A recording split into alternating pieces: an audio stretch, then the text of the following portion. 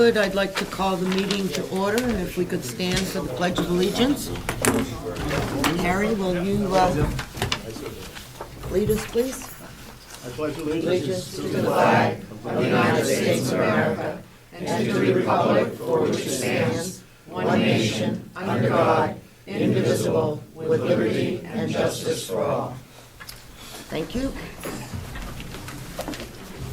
And I just want to remind everybody that our friends at the nursing home managed to have some scones for us this morning. So if you would like to contribute $1, they are available over there. So are there any public comments? Seeing none, we will proceed to the budget, and I'd hopefully like to try to get this settled here shortly.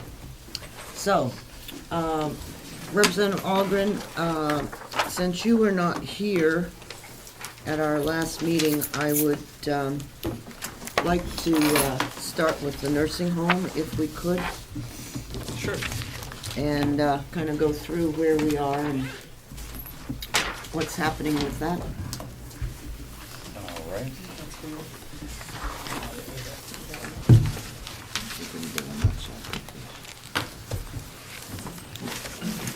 Oh, I'm Give me a sorry. moment here. Okay. Representative Schmidt, you asked me for an opportunity to make a comment. Well, thank you, I'm sorry. Madam Chair. At our last meeting, I had made a comment and put a motion forward that we would look at the concept of hiring a county administrator. What I want to say to the commissioners today, I think my words were a little harsh when I said the county was ill-managed. What I should have said is that it was my belief that by doing this, your functions would be those of oversight and policy, and if we went forward with this, then the day-to-day functions would be managed, I think, a little more effectively, is what I should have said. To the degree that my words offended you, I apologize. And with that, Madam Speaker, we can move on. Okay. Thank you, Representative. Thank you very much. Okay. Representative Algren on the nursing home. Thank you, Madam Chair. The being passed around right now is a sheet from the Mountain View community, which the cover sheet I'm just seeing myself. So I have to, You're gonna pass that over, or did everybody get it? I think they might, this side, they may have already seen it. Okay. Okay. So I'll put the extras if there's folks who need copies. There's some more right there.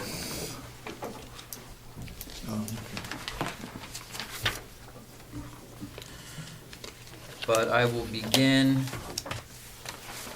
by covering a couple of the issues that were brought up regarding the nursing home at the last meeting. And what we are looking toward doing. The one is the meals and the free meal policy that is being reviewed. It is part of the collective bargaining agreements with a couple of the unions, namely the nursing home, the jail, and in addition to that, also the workers of the farm are eligible for a free meal. In regard to whether or not these free meals should be included in their W-2s, we're having an audit shortly in the next couple months. I believe there's an audit for the past couple years within the county. I do have a line of communication with the person who does put together the financial records. They'll be able to review it as well as the auditor that we're engaging.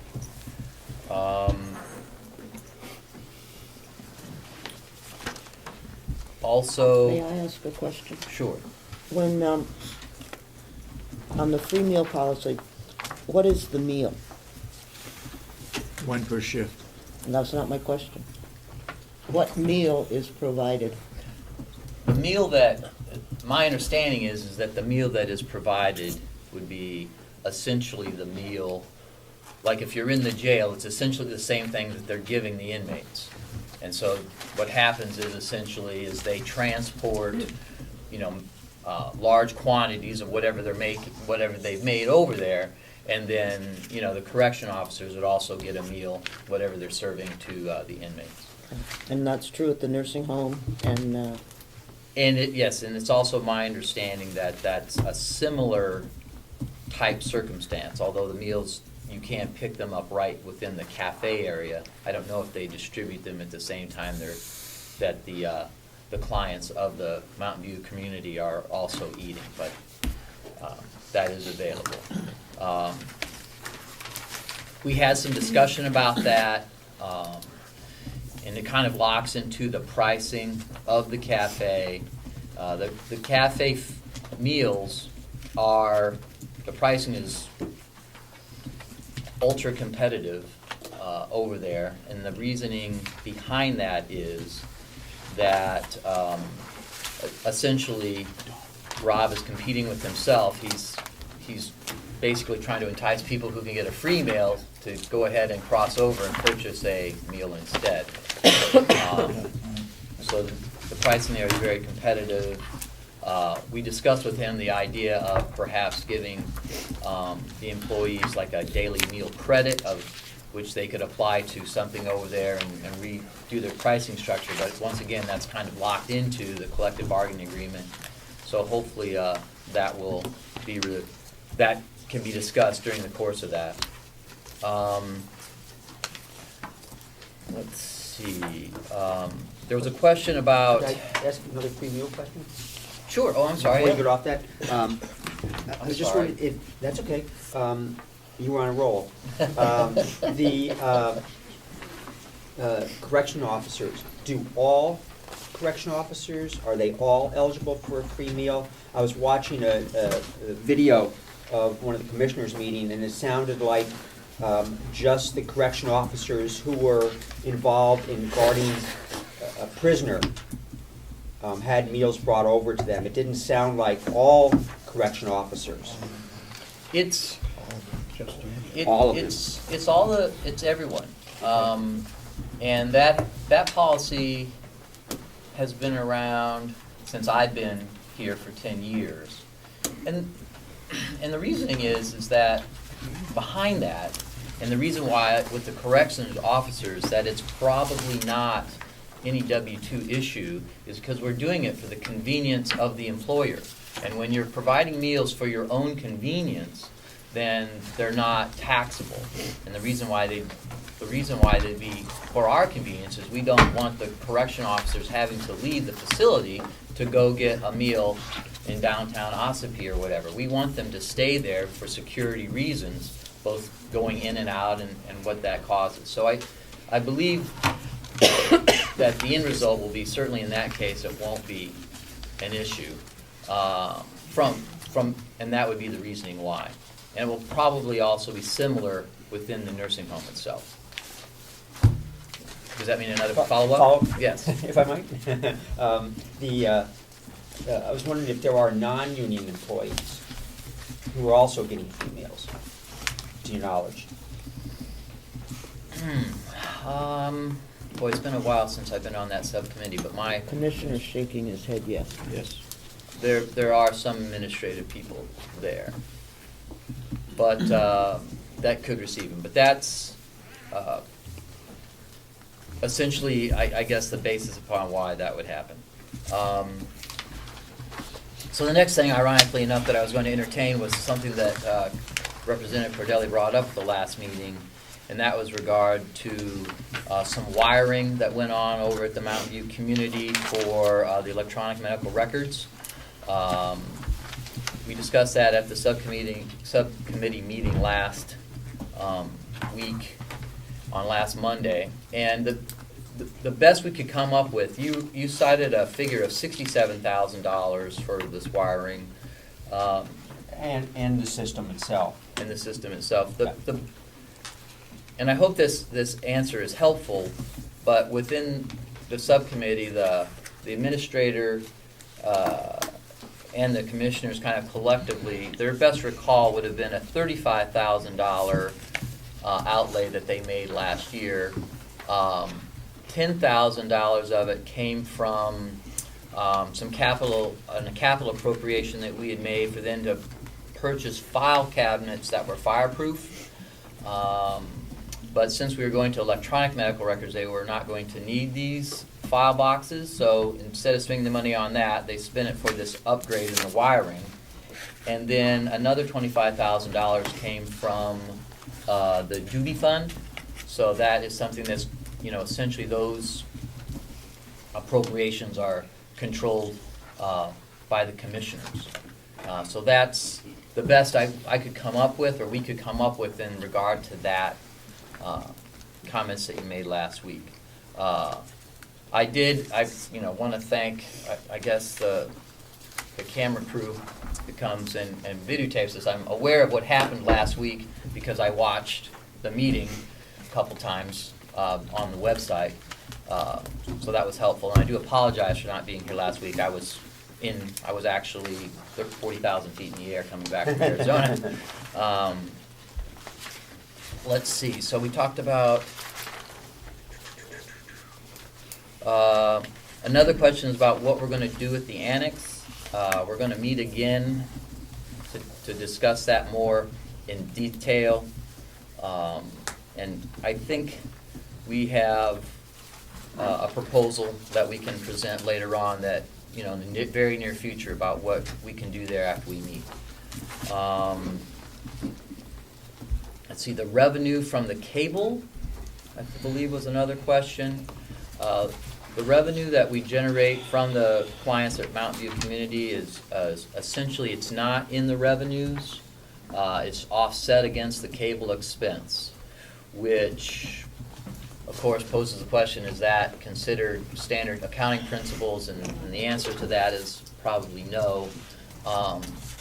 However, we're talking about $6 a month, or the number was less than $600 for the whole year, is what it came out to, because not everybody has it. It's an optional thing. So it's not a big number, and it probably does need some tweaking, at least on the sheets, the way they're handling the accounting of it. Let's see. So I think that's the, Yeah, go ahead. Just on the cable. Yes. So what that's saying is, what you're saying is that only 5 people have cable in the room? It's $6. If it's $6 a month, Mm-hmm. okay, that's, if it was only one person, right, that'd be 100. The option for 100. If all you were getting in return is, Well, six- essentially, that's about the numbers as were reflected to me were not a big number. It's the potential would be $6 a person for 100 people, which would be $600 a month. But not everyone has cable TV in their room. Some people opt out of that idea. They don't all have TVs. So that was the number they gave to me. Perhaps they were inaccurate with that number, and I can revisit that. But we have isolated the accounting anomaly, and we're endeavoring to correct it. It's a lot of big words to say, that's a good thing. Yeah, we're on it. There's not really any reason for us to believe that there's some sort of nefarious activity going on with that. But it's certainly something we can ask the auditor to address Maybe I could get on that deal at $6 a month. Yeah, it's not a bad deal. That's for It's sure. not a bad All you deal. gotta do is move. Yeah, I may. Go ahead. How do they collect, is that $6 cash, or is it, I mean, how do they collect their money? Why don't you let Howie answer this? Sure. Would you like to answer the? That's taken from the resident account by, it's almost like an automatic debit. Okay, thank you. Let's see. There was, I don't know if this was actually discussed at the meeting or not, but it was at least posed to me by the chair as whether or not we voted in favor or against the non-union wages of the 40-cent increase of the non-union wages. The current budget reflects a 40-cent wage increase for all the non-union members at the Mountain View community. Collectively, as the subcommittee, we did not endorse that raise, but we did agree that the amount of money that increase reflected would be what we would approve for all wage increases at the Mountain View community. So, hopefully that, answers your question regarding that. You can't do that. Well, I think every year we approve a budget based on some sort of appropriation for wages. Right, And but I'm- that's what we Right. essentially said that's what we endorsed was, here, these numbers that are on the budget are the numbers that we endorse, whether they're connected to the union or the non-union or whatever, those are the numbers that we endorse. So it wasn't really any, we don't directly endorse a 40%, 40%? Oh, that would be, we definitely do not endorse a 40% increase, a 40 cent per hour. We don't endorse that by our agreement with the appropriation. Our agreement with the appropriation is based on the entire increase for both union and non-union. They're currently in negotiations. They appear to be getting relatively close, but there's certainly a situation a quandary that we're faced with right now is we don't have a contract over there.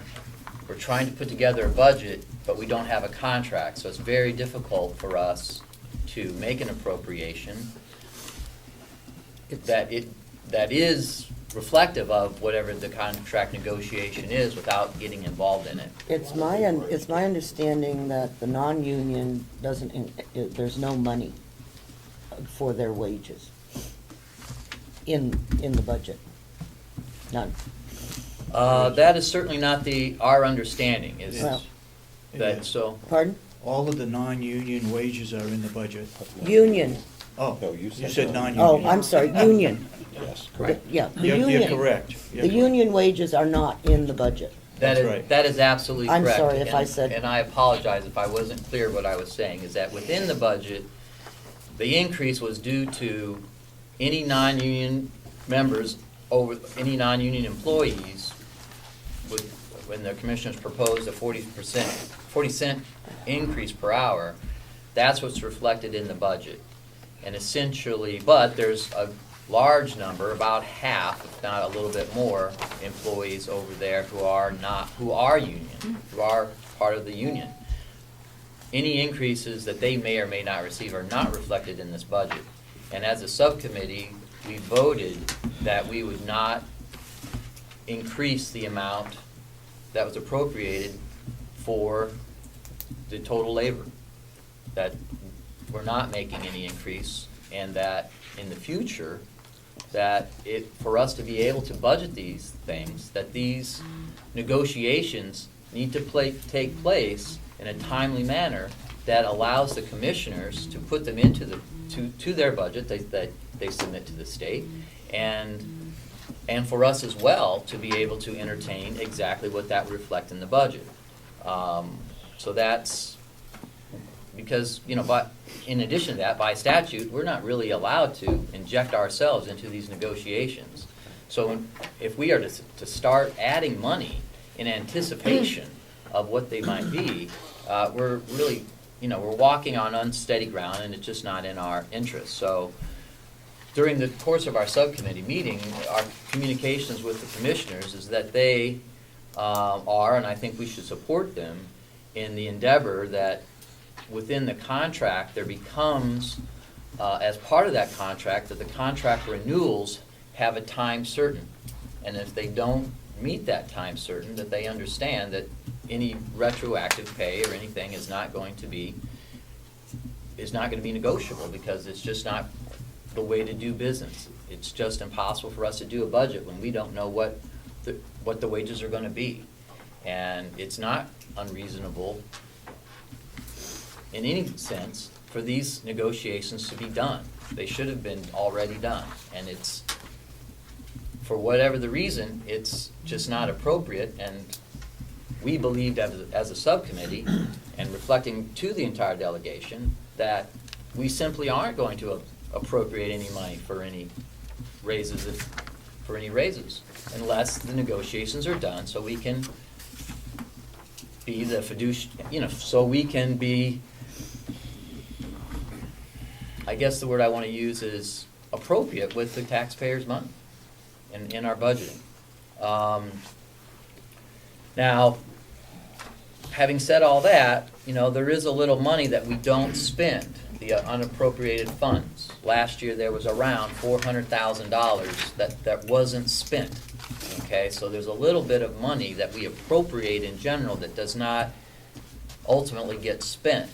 So there is some money that the commissioners can manage after we approve this budget, that they can hopefully work through whatever they need to work through with the unions. So I believe that's everything that I recall that seemed worth entertaining from the last meeting. So if I forgot anything and we want to talk about that now, we can maybe talk about those questions now. And then if not, then we'll move on to the handout that we put together. Does anyone have any other questions about maybe that was left from the last meeting? Okay. So in general, when you look at the sheet, if you look at, basically it's the third sheet after the cover letter, which is labeled number 1. So maybe it's because it's the most important sheet. You pretty much get a picture of everything. Is that we have a table there with the columns, labeled alphabetically. The MVC is Mountain View Community. Then we have our actuals for 2010, 11, and 12. The budget for 2013, the actual for 2013, and the budget for 2014.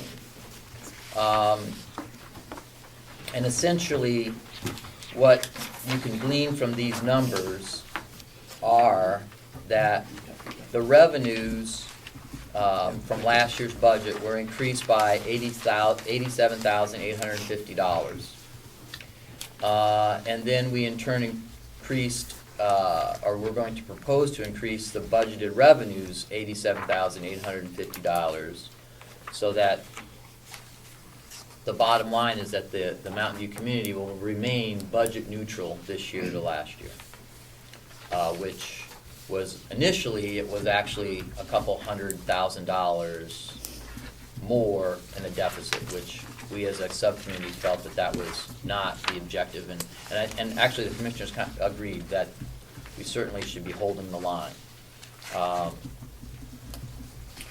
What you can see also, if you look at the net number, that net is the net deficit that the Mountain View community operates operationally. You can see that in 2010 was $963,000, 11 was $998, last year was $150,000. This year's nets out at, that number seems to be, Well, that was the budgeted number. The 1.4 was the budgeted number. yeah, the 1.4 is the budget number, but that 1.1 number is jumping off the page at me as being a mistake because it's exactly the same. Because I was just gonna. That number should be around 750, the actual, go ahead. Well, yeah, on the expense line, the same thing. Yeah. Your expense line is not accurate as far as, or at least compared to this budget sheet I'm working on, as far as actual figures. Yeah, no, The I, actual figures were 11,774,000. right, Which yeah, I, creates quite a bit of difference between this year's proposed budget and last year's actual. Is much bigger than what you're projecting. yes, well, I agree, the number one, column E does seem to be not quite in order. I do agree with that, because the actual Not even close. 2013, right, the actual Quite, okay. 2013 was only around $750,000 deficit. And I apologize, I saw this sheet as well, right before. If we look at, I don't know, it's my page 31, on your, is that what you're looking at, Gene? What I see, the enterprise fund, actual dollars were 11,774,242.26. Yes. It's actually a $450,000 difference. Yes, I concur that the numbers in column E are either mislabeled.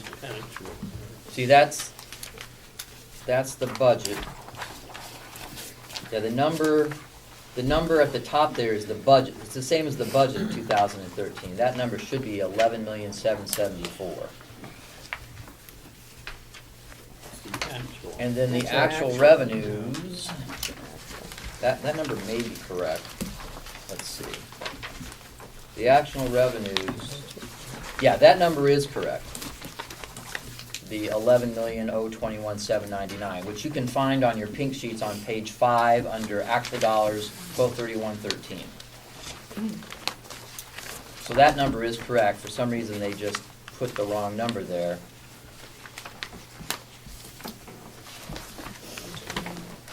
And so if I had my phone handy, we could come up with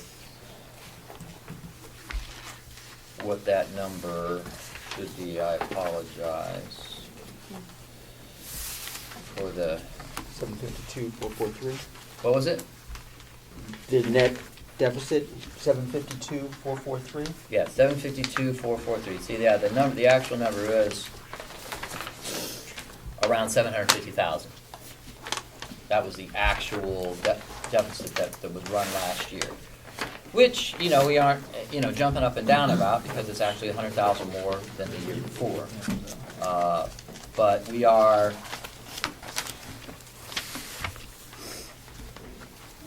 so hopefully, with the changes that we make, that we will be able to get the budget, so that the budget of 2013, which projects a $1,400,000 deficit, will remain the same when we put together our revenues, when we adjust the revenues from the sheets that you see. So the pink sheet that you see shows, that is also on page 5, that we're projecting a $10,461,000 revenue. And those are the numbers that those are the adjustments that we're going to make on the votes to the delegation that we voted for. What we voted for was to increase the budgeted revenues to $237,933. And we asked the good folks with their expertise at the Mountain View communities to place where that $230,000 within the revenue should be, and that they're going to show us today. So that's, So if I could, Mhm. so if I go to my yellow sheet, probably the pink sheet's the same. revenue, yep, Okay, the revenue line is going from 10,461 to 11,109.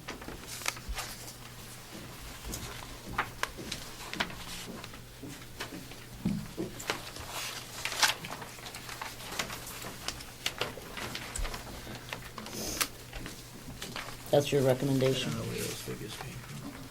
I don't think so, but I guess we'll see. Well, I think, excuse me, there's a little bit of a disconnect, because what they were proposing was based on these faulty figures up here. You can't, if you're trying to make it revenue neutral, you can't Right. make it revenue neutral. If you're going from actual to budget, you need different figures than what you're presenting. That's all. Right. Actual the budget's more like $450,000. Right. Right. And that's, well, that may be what they did. It's, there may have been a disconnect in the communication, but that was what we charged them with when we left, that was what they were going to do. Could- So they may have something else, and, that may, like I said, I saw this worksheet the same time you did. So let's, along with that, we also did discuss. Okay. Before we go on, do you think Howie has the He may. good information here? Because I think this is important that we settle this down before we go any further. Yes. Howard, can you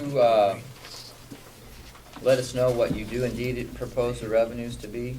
The discrepancy is tied to what the commissioner's recommended budget is. So that some of the figures were adjusted to revenue to balance that, but using the previous budget figures that have been submitted to you to try to keep it clean. So I think it's contributed to some of the confusion. But it would mean that if you're going with the updated figures, that the revenue, if you wanted to keep a balanced budget, would have to be increased by some $330,000 instead of the 87 in order to keep that balanced, because of the difference, the delta between the new proposed, the budget. Right. The budget number, the expenses have not increased. What's changed is that the expenses from last year have gone down, creating more of a difference between the budget and the actual.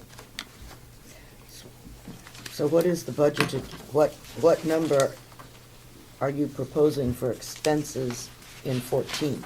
Expenses have not changed, and that's at $12,224,949. That is what the commissioners have reviewed and approved.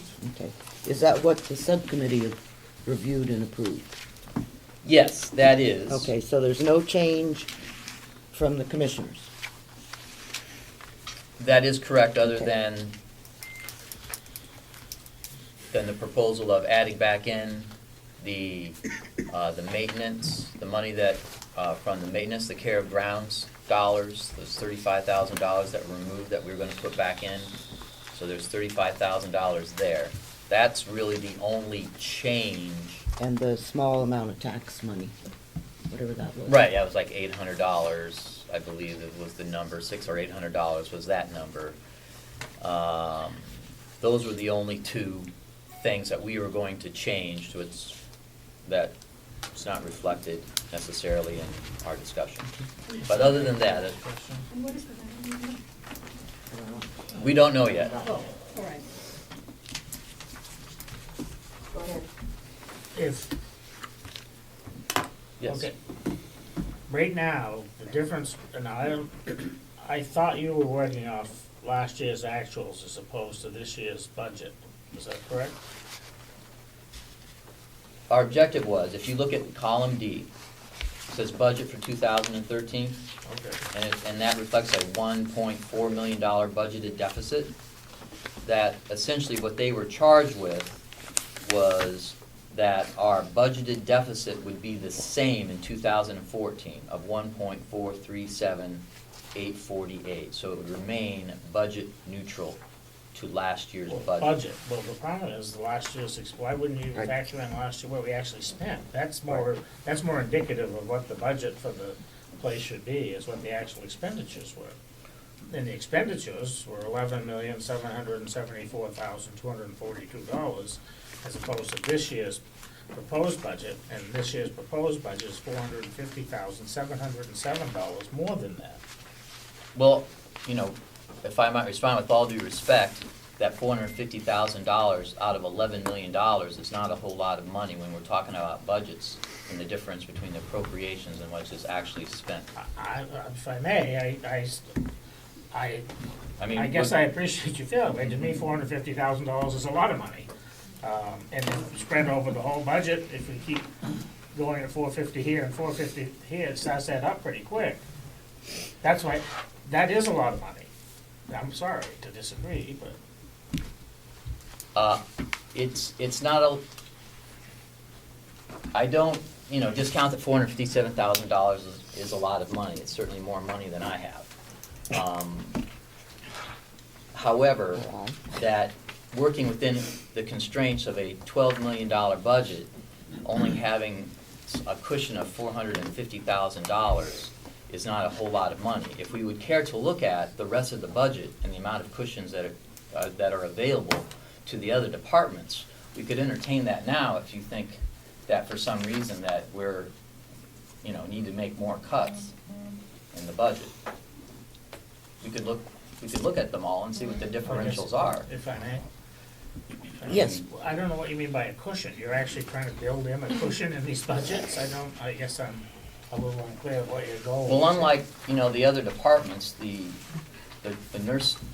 Mountain View community isn't an enterprise, although we're working toward trying to become budget neutral, which hopefully we'll get to in the near future.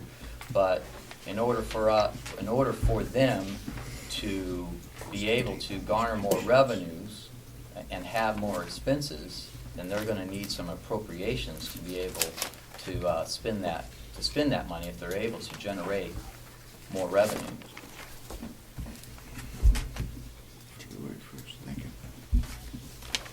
Representative Nelson. Thank you. Could you please go, I'm so confused at this point with the numbers that are going around. Could you give us the new numbers that go on this sheet, that which include the $800 for the water Sure. bill and the 87, whatever? Let me just get my calculator out. It's 11,774,242 minus 1,437,848 I apologize. All right, so 11,774,242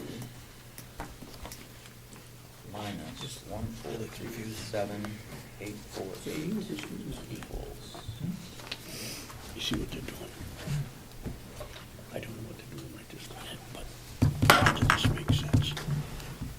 Okay. Something wrong with my calculator, I don't know. I think it's fine. Yeah, no, it's me. It's me, I'm sorry. I'm getting there. You have the wrong I figure. should be adding instead of subtracting. There you go. Personally, I'd rather do some subtracting with the budget. Is that based on the need to subtract just in general, or? They're using this figure to figure the budget for next year. All right, so This is the figure that they should use. I think so.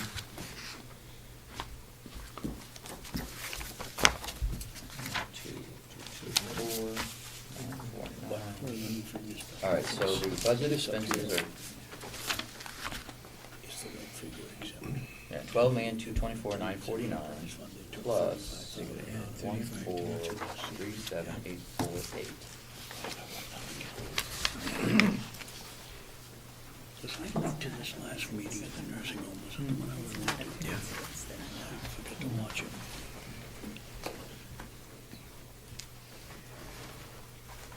Actually, there was one. Yeah. There we go. Okay, so I know we're getting a little clogged up in the minutia, but essentially, the objective would have been that the budget for 2014, the expenses are $12,224,949, and then the revenues.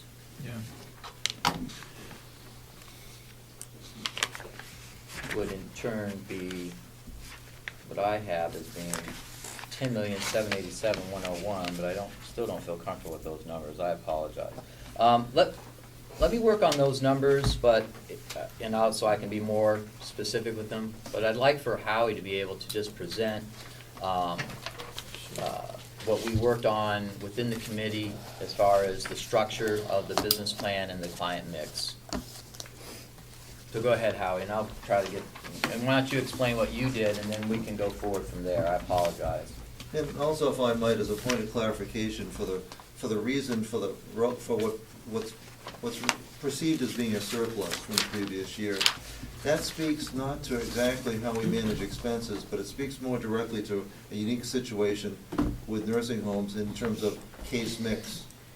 A Medicare resident generates more revenue, but generates more expense.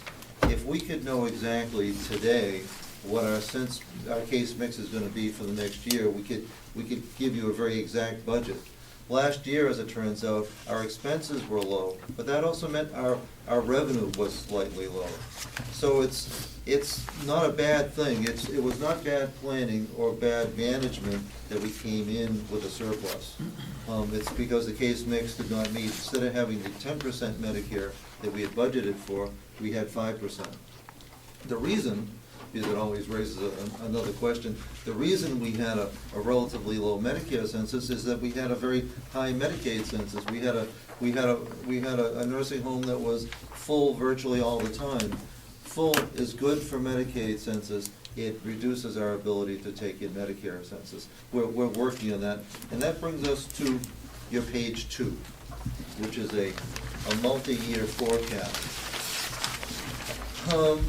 What we're proposing here and what we put together at the behest of the subcommittee is what would it take for Mountain View community to be self-sufficient? So that you know, by way of perspective, there is no other county that has a self-sufficient nursing home.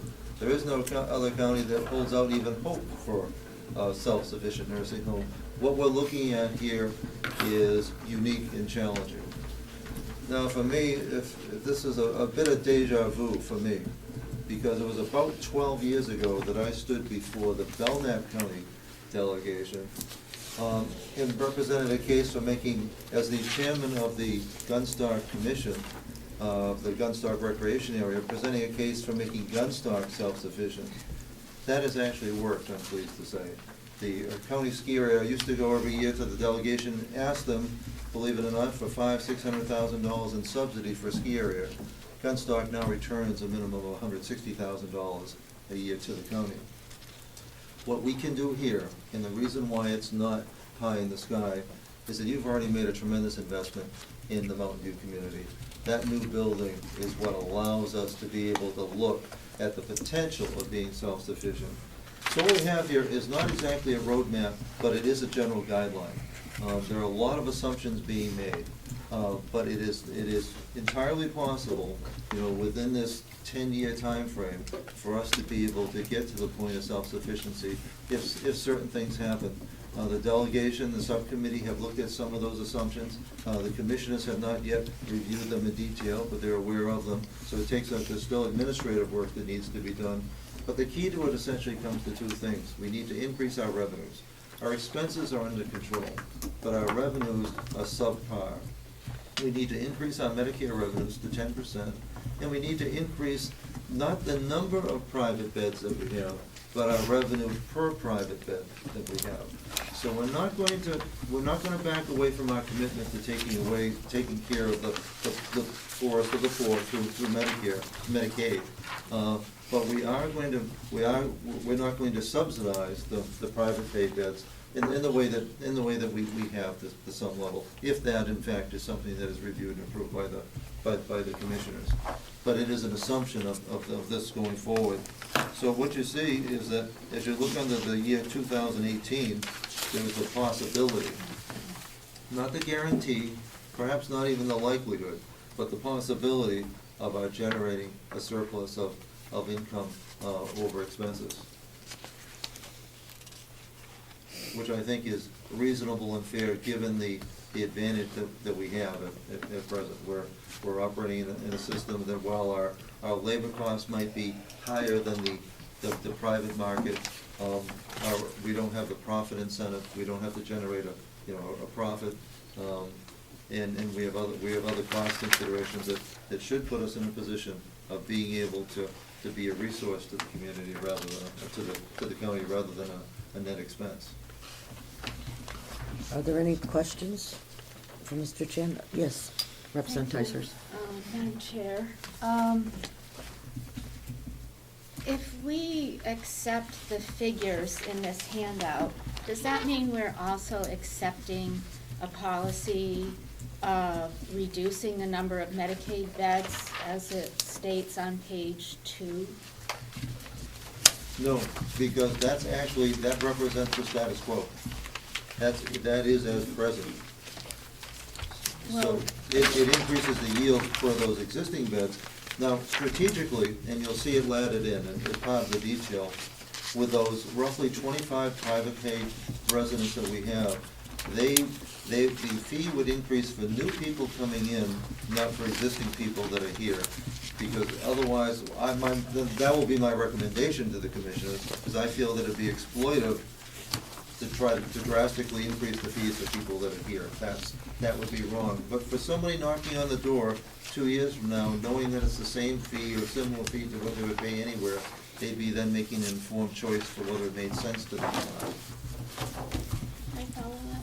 Yes, please. So I just don't understand, because it says the proposed plan calls for a minor reduction of a number of Medicaid beds, approximately 7. So that doesn't sound like the status quo to me. It does, well taken. That's actually reducing, it's not increasing the private pay, it's it's actually by increasing the Medicare beds from 5 to 12, we would have a net loss of 7 Medicaid beds. And so I'm wondering if we accept the figures as presented, then we are implicitly accepting a policy decision to reduce the number of Medicaid clients. Well, I have if I can concerns interject. about that. Well, I can appreciate your concerns, but let me hopefully explain the client structure. Because indeed, what we are trying to do is implement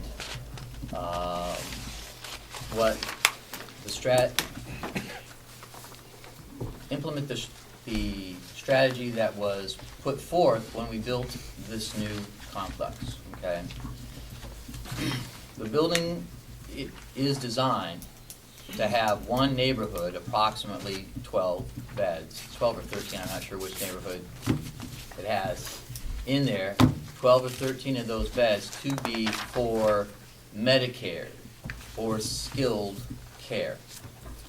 And what we are stating is that we want our client mix to be 25% private pay, 10% Medicare, and 65% Medicaid, okay? That client mix, once we achieve that actual client mix with a proposed increase in the private care daily rate, will get us to, assuming some other things that, for it's on the expense side, which might, we don't know what those expenses are gonna be, will get us at a near a revenue neutral status in 2018. But so currently we run around 70% Medicaid and 5% Medicare and 25% private pay. But here's why we're not necessarily lowering the Medicaid. Number one is that the competitive nursing homes within the area they're trying to run a client mix of around less than 50% Medicaid, whereas our business plan allows us a 65%. But here's the interesting thing, is that a person who is on Medicaid, okay, if they're on Medicaid and they're over 65, and they go to the hospital, they're reimbursed by Medicare, okay? And then, say like you break your hip and you're over 65, and you're on Medicaid. You go to the hospital and you get paid by Medicare. You don't get paid by Medicaid. If you're over 65, you're insured by Medicare, okay? So then after you break your hip, you're going to need some rehab. And that's what the Medicare, or what we call skilled care at the nursing home is. These skilled care numbers can be average $450 a day. So this person who's on Medicaid unfortunately breaks their hip, goes to the hospital, gets their hip replaced. Now they need 6 weeks to 8 weeks of rehabilitative services. They come to Mountain View Community, and we are getting paid, reimbursed by Medicare. But they indeed still are folks who are on Medicaid. So just because we're shifting our mix, it's not a one-to-one ratio of we're saying, oh, well, Medicaid people can't come. Yes, the Medicaid people still can come. And the Medicaid people, folks with that, can still be serviced. But also people who have, anyone who's over 65, instead of having to go out of the county to get their rehabilitative skilled care, they could now come here. Okay, so that's my best answer as to the mix. So I can see how that scenario could be one scenario, but I think as an overall policy issue, that maybe what we're saying is that being budget neutral is more important to us than providing the services that are needed by individual people in our county. That's my concern. Yes. Well, I guess my reply to you that the individual people of our county have a lack of skilled care beds in which have the ability to go to. And so the people of our county are all the people of our county. So, And- only one more follow-up, but. Sure, go ahead, please. It's still saying that our mix of people, our mix, we're more concerned, we're prioritizing the way people pay or the amount they pay rather than the individuals that need the help. We're prioritizing viability to pay. White also had a question. Yeah, if I could, I think that Mr. Chandler indicated this was a goal. This is not a hard and fast thing. To the best of my knowledge, we have never, nor would we ever, deny a Medicaid patient a bed in the nursing home.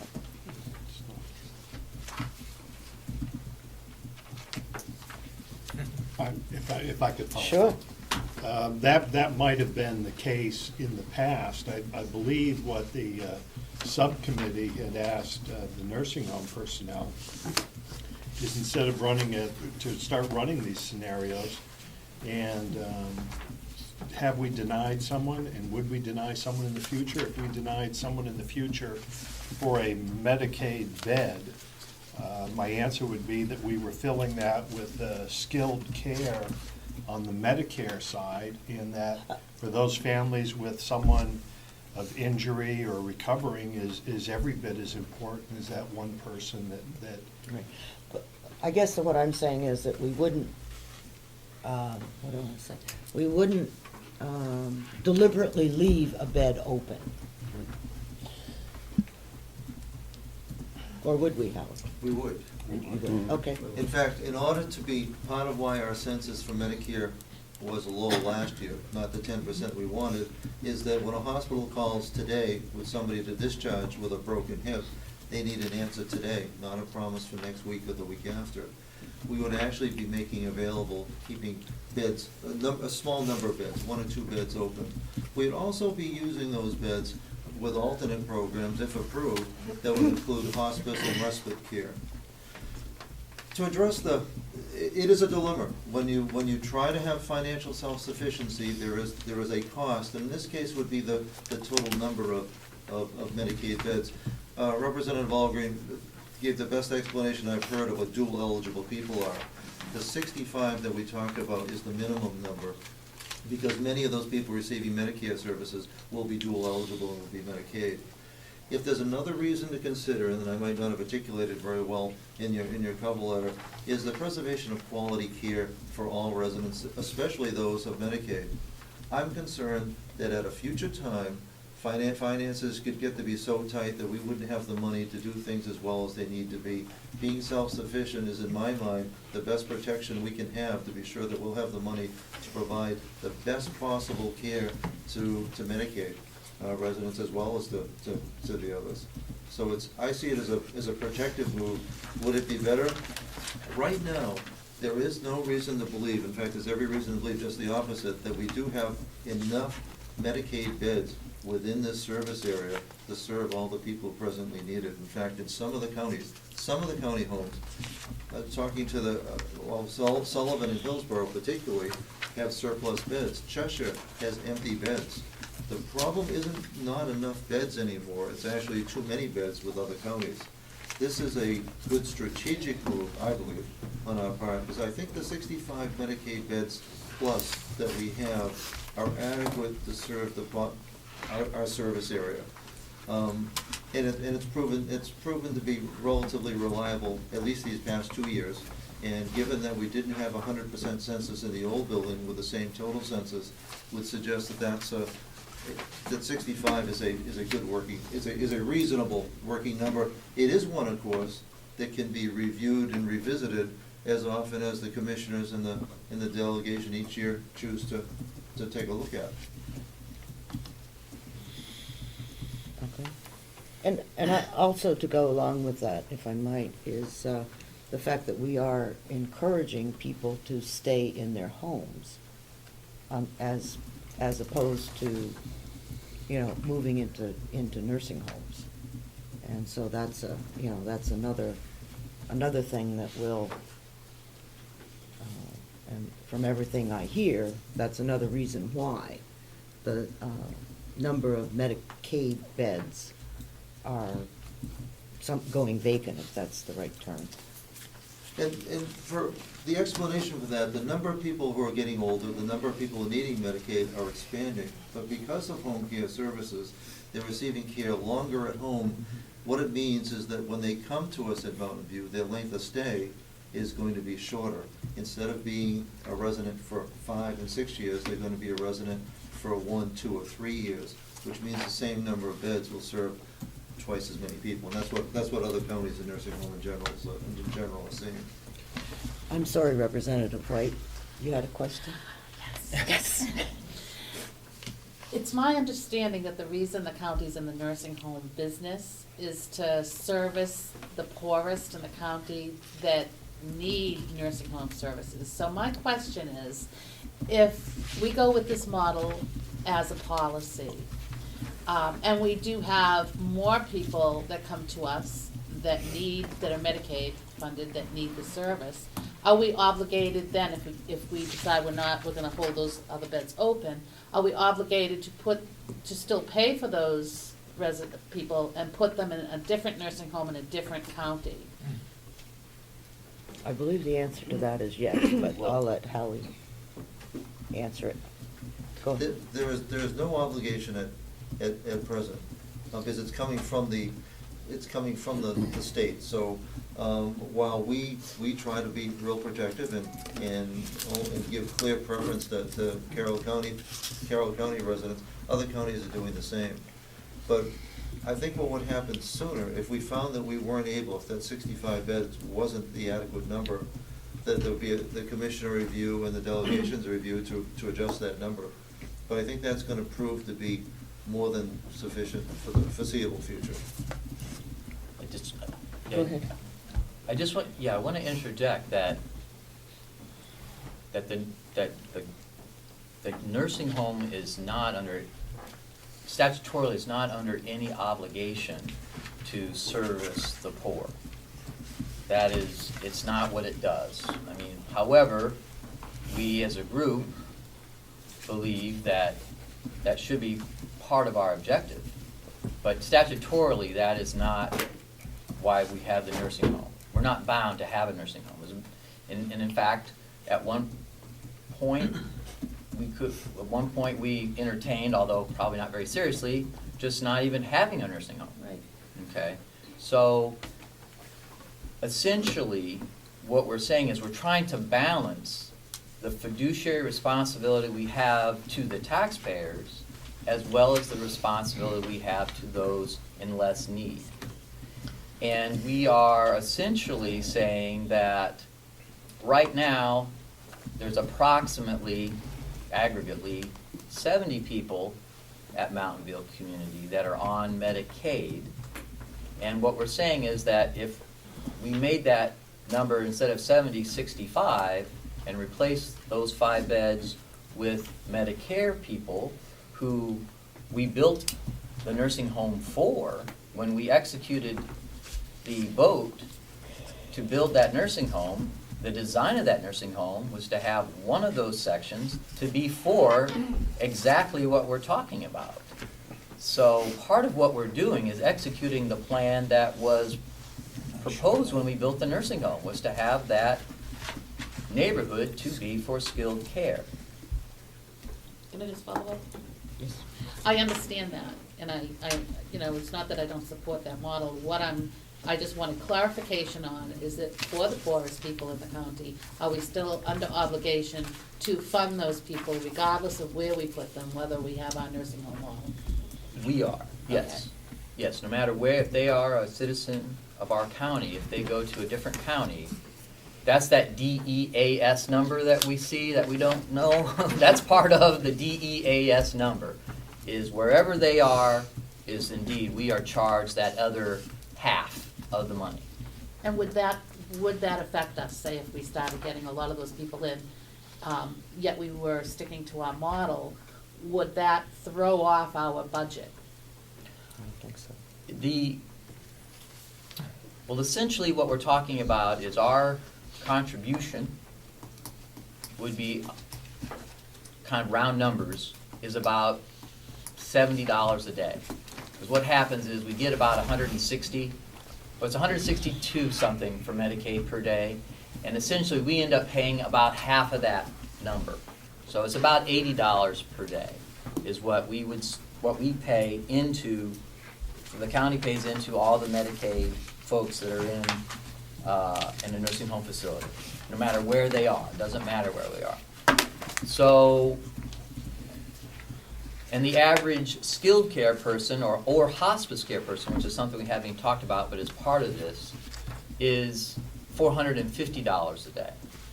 So what we're looking at is a gain of $450 a day versus spending $80 a day. So there's still quite a margin, and that's why it's only literally a handful of people that we need to make the adjustment with in order to hopefully get ourselves on a course where we're projecting a balance between the Medicaid folks and the taxpayer folks to try to get it a little closer. Ed, you had a comment? Just briefly, I think it's really important to remember that Medicare patients may also be Medicaid patients, and that for the most part they are. And it's important to remember that in terms of providing rehab services, we may be providing a service that is difficult to come by in this county, and that those people who are poor might be able to go back to their home rather than permanently or longer term into another long-term care facility if we're able to provide the rehab services that are difficult to come by now. So I support this projected model, and something that we should stay on top of and encourage the commissioners and the administrator to work with dynamically and keep us involved. Yes, Representative Cordero. Thank you, Madam Chair. For this year's budget, which is our goal to complete, is there any change No. to the current bed mix and targets for 2014 that we need to approve as a result of the budget? Or is it, for this year, is it pretty much the status quo in terms of bed case mix, so that this goal of self-sufficiency will be more of an ongoing discussion rather than something that has to be decided on today? Thank you for the question, and it's a very good one, because indeed, the numbers that we're changing do not have, on this budget, are not impacted by what we're talking about today. That we believe that the revenues that we're going to propose the increases on are not based on the fact that we're going to make these shifts. And this shift are the ultimate goals. It's not an erratic shift, okay? It's, we're not going to, basically, like we said, we had that one neighborhood. I mean, those beds have to become available in that neighborhood for us to start utilizing it in that fashion. That's why the revenue increases are happening over time. Where, the model that we put together here is with in mind the fact that there are folks that are already there who need care. And that, so there isn't going to be something dramatic where suddenly we're not going to be able to help the folks in any manner that we haven't currently by moving them, for instance. There is no plans to move people to another bed. They're already in the neighborhood that we project to turn into the skilled care facility. That's where they're going to stay until they're able, until maybe they leave fortunately, or maybe they leave due to their passing.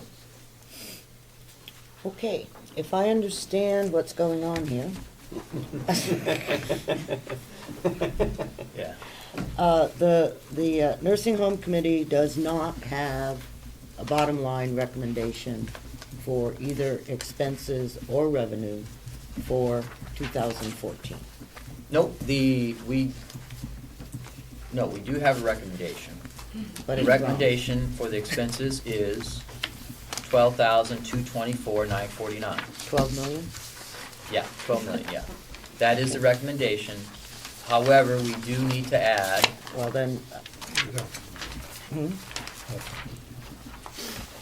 go ahead. we do need to add the $35,000 that we voted on, okay? And then for the maintenance, care of grounds, we need to add $35,000 for that. And then did you come up with the exact numbers? About $800 for the, I think it's 788, but that was last year's taxes. I don't know what this year's taxes are gonna be. so, well, 88 seems like, $800 seems to be a pretty good estimation. And so that is the numbers we recommend for the expenses. So all of them stay the same except for those two changes. So perhaps when I said the vernacular I was aggregating the 12,224,000 with those two changes. So that would be the two places that we recommended changing. And then under the revenue side, I was able to do my math. And we recommended that the revenues were to be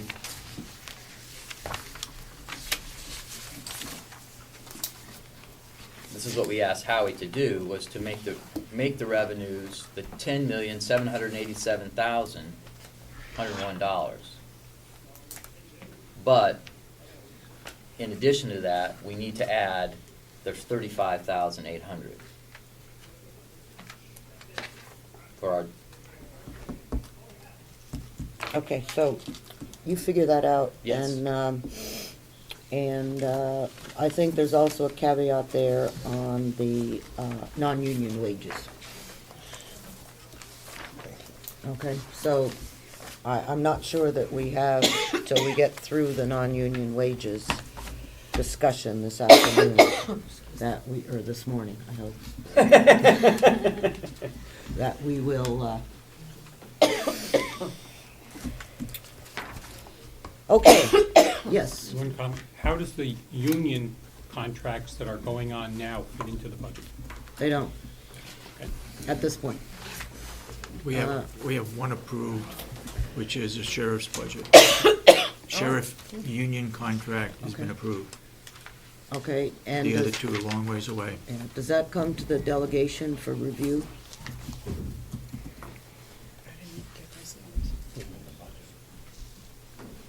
Just for the What? budget, just to approve the budget. The, Go so ahead, you Mark. have, My understanding that once the negotiations are concluded and the commissioners have agreed, then that contract amount will come to the delegation for our approval That's correct. or dismissal. But it becomes a question of how can we know what that is? Apparently, it was just decided this morning because the delegation hasn't been made aware of the negotiation settlement. I guess so. Yes, Do you want to discuss the sheriff's union contract now? or- no, because I'm not up for the sheriff yet, Okay. okay? So, okay. Jail. Let's do something easy. There's nothing easy in this life, Madam Chair. At our last meeting, some of the delegation members, we generated a series of questions, which I sent out to our jail superintendent, and I'm going to discuss these now, but I think questions just beget more questions, so. And I think it was Representative Chandler, and what happened here, we had the addition of 2 jail personnel. And the question was, are they in addition to the approved head count? And do you anticipate any more hiring, except for replacements? And the answer we got, well, let me get the next question, and then it was, if you're fully staffed, then please explain the need for $30,000 on the overtime line. And then lastly, that everyone is in the room here, and it's got on to the vehicle expense, which is the last question we generated, and that was the addition of light bars and stuff onto the jail vehicles, and apparently there's a change in transportation policy, and I'll get into that in a minute. And I guess I'll direct this to the commissioners, if I might. The superintendent responded that at the present time, I guess, and I'll use the word guess, he had an approved head count of 33. Although the jail was designed for a head count of 36, and here's the confusion, but apparently it's been operating up to now with 33? 33, 34, 33? 33. So he's added 2 additional personnel, which bring it up to 35. Okay, which I assume you're okay with. Okay. He stated that he does not anticipate any additional hiring, that he will maintain that head count, Which head count, 33? which would be 35. I believe we have already added the 2. We now No. have, Not until the budget's approved. That's correct, right? If Not he until the is, budget he's is fired. approved. Do we hire the so other we 2? have, I say questions beget questions. But, so at the moment, we have 33, and we have a proposal under this budget to hire an additional 2. Right. That sheds a little bit of sunshine on this, thank you. And by the way, I mailed these responses to the jail subcommittee and to our chair, so they're, and to the rest of you, I apologize for not getting it to you. Madam Chair, the subcommittee is going to have to discuss that, and we will get back to you on a recommendation on that one. The overtime, and these are where they're all hinged now, the overtime line, I guess at $30,000 is what he's anticipating even after the addition of the two, I would presume. If I correct there, Superintendent Johnson? I can answer that, Dawn. Yeah. Yes, we can't keep staff on. I mean, they're leaving us faster than we can keep them on, so the overtime covers a lot of that. So yeah, we anticipate we spent over our budget last year in overtime. And we're hoping to keep it under that amount, but we want to be on the safe side, adding the 10,000 there. Right now, we've already lost 3. We got another 2 going this year, and possibly we're looking at 9 people this year. So it covers a lot of the people that are even covering the But housing that's- units, those kinds of things. But the salary line should be reduced to equal the overtime line, is that correct? That would be my thinking on that, yes. I mean, if we know we've got vacancies and we know that to fill a vacancy requires 3 months, then your salary line could in fact be reduced by that amount. Correct. I just throw that out. I would like to think that we would have figured that out, but we, now that we have the answer here, we're trying to get it. And I guess, yeah, excuse me, commissioners, perhaps You're in charge of the jail. you and the human resources people could do a little analysis of what's going on in the fact that we're having such high turnover in the corrections, and sometime when we meet later on in the year that you can plan to provide us with that little analysis so that, I mean, if we're doing something wrong, then I sincerely believe that it needs to be corrected. If I might, Madam Chair, we discussed that in the subcommittee at length, and my understanding is Superintendent Johnson and the commissioners and the HR manager are meeting and putting together a plan that recognizes this problem, because frankly, in the past year, we turned over half the jail personnel. And there's some expenses there, including criteria for hiring where we, might be a little more selective on who they hire and whatever. I understand that plan is in progress and is due to be implemented shortly. So they do recognize they have an issue and are moving forward. Yes, Quick- Representative Butler. Quick question, is this very different from other counties or other county jails that you know of in terms of staffing and turnover? It's a good question, Representative Butler, and I'm not sure. I know one of the components of our high turnover rate is, frankly, Carroll County is at the rock bottom side on the salary scale, which I think is certainly a contributing factor. We seem to train them and then they go to other counties where they make some more money. And I would hope that would be part and parcel of what they look at here. But maybe Superintendent Johnson can shed some light on the turnover rate on the other counties. We don't, I don't yeah, know we don't if need you to wanna talk get about into that it. now, but I'll put that down on my list of things to discuss. Okay. Okay. Representative Ticehurst, did you have a question? No, I think we'll discuss it later. I was just gonna add some information, but it can wait. So the jail is not ready yet. No, but I just want to talk about one other project, and with the commissioners here, and I understand that on the prisoner transport issue, I understand this has been discussed with the sheriff's subcommittee, and frankly, I'm still confused on it. Apparently, there's a change in policy this year, that now the jail itself is going to be doing the transport of prisoners as opposed to the sheriff. With the exception of going to the courthouse. Right.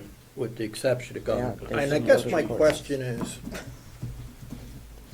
how is that beneficial to the council and to the county? Why are we now spending money to equip the jail cars, if you will, when we have 14 sheriff vehicles floating around? You know, frankly, I'd just like to hear someone make a rational explanation of that. Commissioner Babson? Thank you. Representative Schmidt, I'm not sure that it's rational, but we've always transported the inmates to the hospital, to doctor's appointments.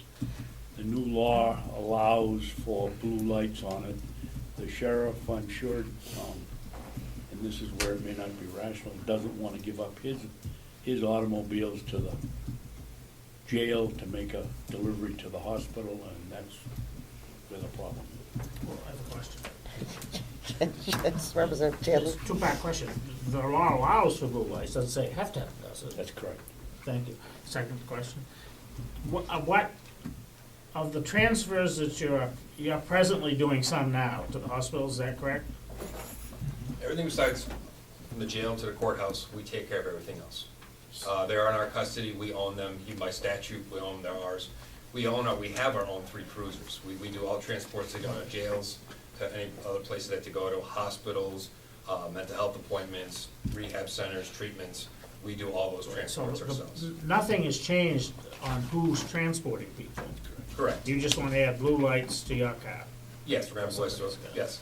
When we spoke. So I think that was a point that was unclear, and I, even myself for a while, was thinking that the sheriff was giving up transporting some people somewhere, and you had to have blue lights so you could transport them somewhere. But No. that's okay. No, that is not the case at all. And if that breakdown line, just so you know, that number that's on there, I can break that down for you because it looks high, but it's not as high as you think. Which one? The one that, for our blue lights, talks on their vehicle expense of 14,000, if you want me to break it down for you. That probably needs to be given to Representative Schmidt. The superintendent responded that he's looking to spend about $725 per vehicle to put blue lights on. So, How does that come to $14,000? $2,300. Okay, so, someone else have a question on the jail? Yes. Yes. I, like Representative Algren, enjoy looking at the videos of the commissioners' meetings, evidently. And I was looking at the video from the March 5th meeting, and I guess there is a new jail offender phone service. There was an RFP for that. I don't know if you're aware of that, and if there is any monetary savings, because that contract was awarded last week. So that's one question, you know, and with the overall phone service, how does that play in with our expenses? But also, there was a very, very troubling comment made on that video that I would like to give the commissioners a chance to explain. The superintendent said in discussing the RFP responses, and this is a quote from the video, I remember you initially requesting that ICS be the vendor we select in talking to the commissioners. And I found that a very, very troubling remark. And I was wondering if someone could explain that to me. I think that what that is suggesting is that perhaps we need to have them relook at their bidding process and how it occurs. I don't think that's a discussion that we need to have. Okay. I think that our auditor, the performance audit guy, might find that an interesting area to take a look at. Okay. And I think we'll just leave it at that. Okay. Just be aware that people do watch the video. Yes. Yes. I don't know the results of this contract. Previously, the phone contract, particularly in jail, was a revenue maker for them, in which case the inmates were charged a fair amount of money to make a phone call, which Ken was on a revenue plus side to the county. I know there was discussion among the commissioners that felt that was, quote, unfair to the prisoners, the amount of money that they were charged for local calls. I don't know the outcome of that. Again, it wasn't in our budget process because it hadn't happened, so I don't know the results of that. Now, if they want to elaborate, they could feel free to. Go ahead. Okay, just a clarification, it wasn't put out to bid, and what happened was, a couple companies came in at the bid the commissioners asked, both the bids came in about exactly the same, charging offenders exactly the same, offering the same service, it's just a new management system for us. The commissioners asked us to go back to them saying, we don't like how much the offenders are paying, is there a way to drop the rate? So we put it back out again to those companies that gave us a bid and said, we want to drop the rate, whoever came with the lowest rate and the best package for us, that's what we're gonna take a look at.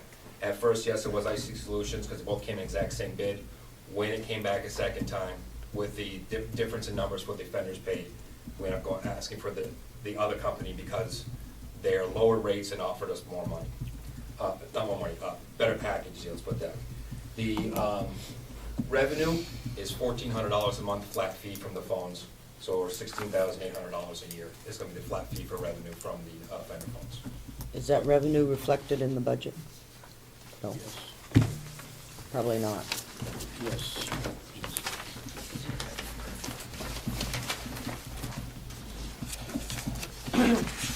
10,000. They had 10,000. Okay, so that number needs to be increased to 16,000? 16,800, yep. 16,800? Yes, ma'am. Thank you. Well, hold on, just give me 1 second. But that's for a year. Yes, that's That for you, didn't- that didn't- $1,400 a month. But that didn't start yet. Okay, so it's 14 a No. month. So we won't have a whole Won't have that. year. No? No, We won't have a whole year's worth of income. We'll only have when he's starting it. There's the current company we have is still giving us a percentage, so still some money coming in. They were just awarded the contract. It's gonna probably take about 90 days to get everything all up and running. So you're looking at 90 days to get, because they're bringing a new jail management system comes in and the phone system comes in, so it's about 90 days to run. How, if I may, how much are we getting under the old system? It's a percentage on the phone calls, which I believe is like 33% on the phone calls, so it depends on your offender population. It varies up and down. Well, 500 a month? 10,000 divided It's by actually 12. We're just trying to get a budget number. Right. I do not really know. I don't know. They- It seems like you have, if I may, Yes, go ahead. you took in $9,000 last year. Right. I believe so, yes. So if I assumed, if I divided that by 12, that would be a rough Rough, yes. approximation of January through June's Yes. income. Thank you. So you'll fix that, right? Well, it's going to become effective in 90 days, so we're looking at, Well, just $12,000 right now. just work on it 6 months. to get a number. Okay, so looking at 12. So we have some little bit more work to do in the jail. Yeah, I'll tell you what, I'll look at the budget. I'm gonna be away next week, but before I leave, I will send out to the jail subcommittee what we just talked about today with a recommendation. If they agree, then we will come in with that, okay? Okay, that'll be fine. All right.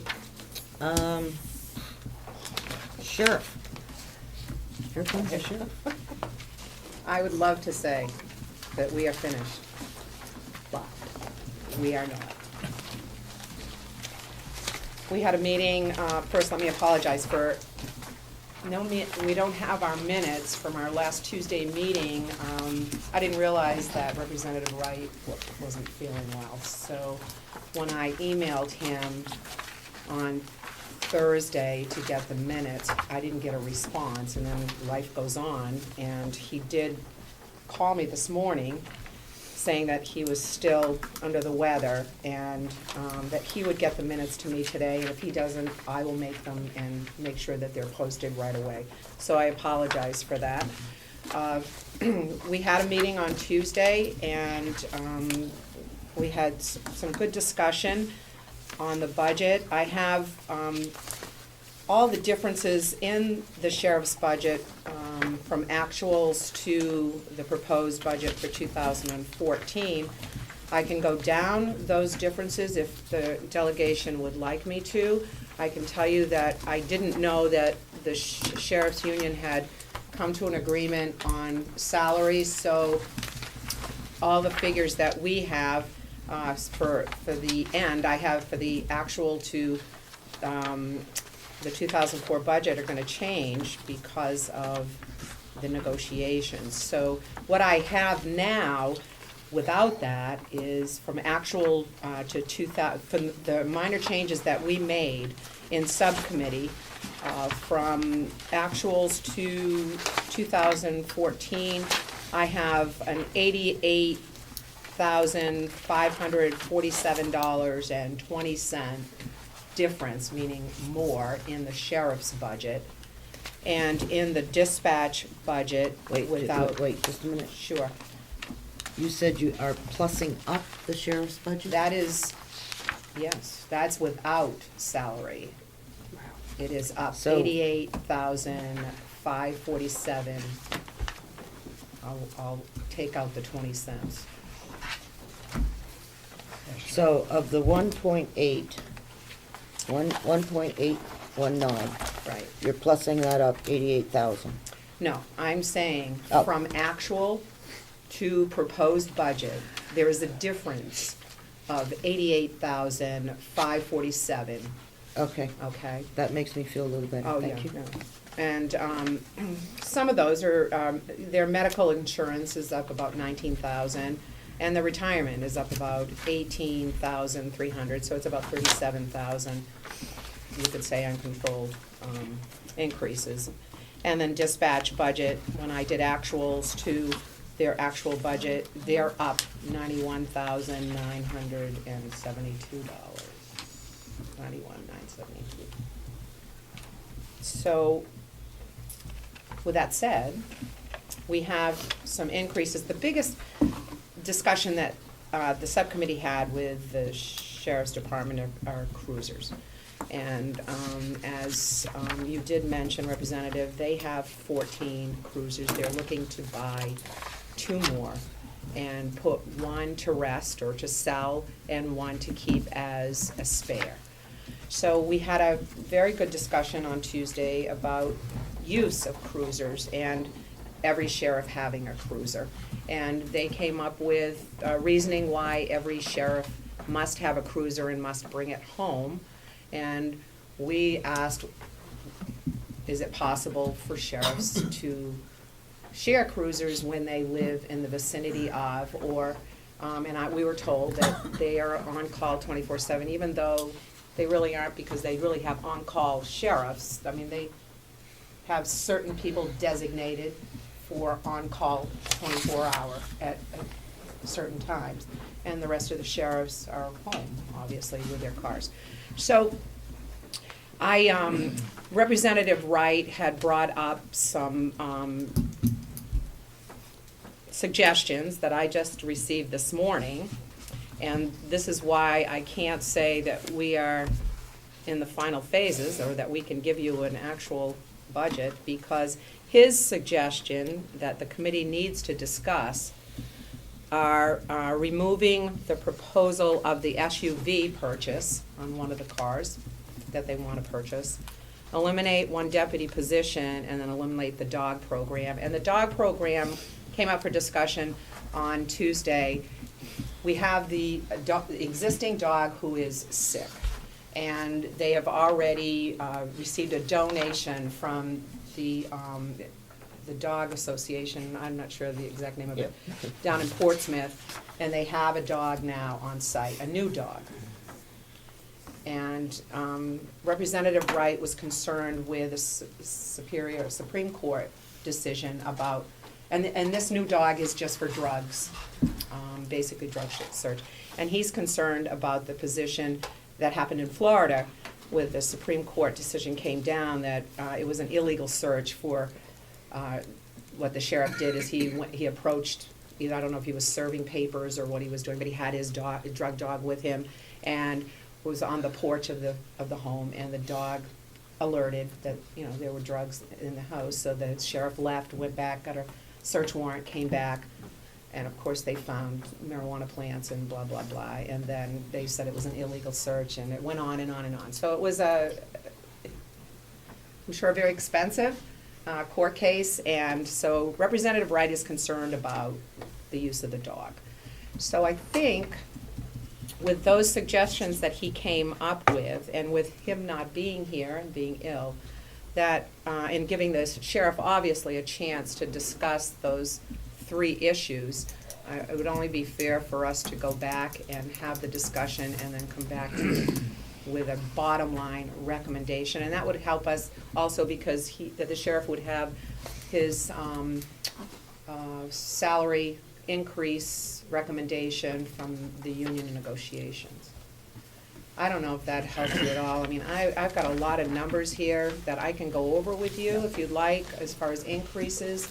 I think I would just give those to Kathy. Okay. Okay? Since, that's who's that ultimately has to put them in. Right, well, from the budget, I mean, we really only cut at this time it was 5,000 out of one line, 1,000 out of another line, so That's fine. it's fine. Just pass them on to Kathy and she'll take care of it. Thank you. Yes, Sheriff? Yeah, just a couple clarifications on what she just said. The SUV, we were not looking to purchase an SUV. The 2 cruisers we were looking to purchase would be the That's a discussion that needs to be held with the subcommittee, okay? And there would be 2 I don't need to cruisers know for it. sale, not one. So, not sure where she came up with one. And as far as the K-9 will be trained just as Ed is trained for drugs and article search and people search. Sheriff, please. So I just That's- wanted, so all of you to have this. That's the discussion that needs to go on with the subcommittee. And when it comes up, I do have the numbers for the contract if you want. okay. I want someone to tell us what it is. I don't quite, whether it's you or the commissioner. Since we're on the sheriff?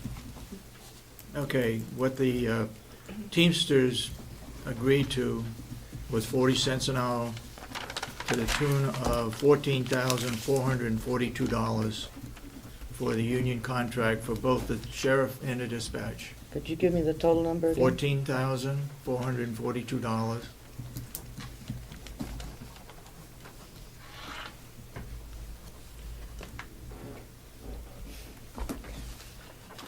Sheriff and dispatch.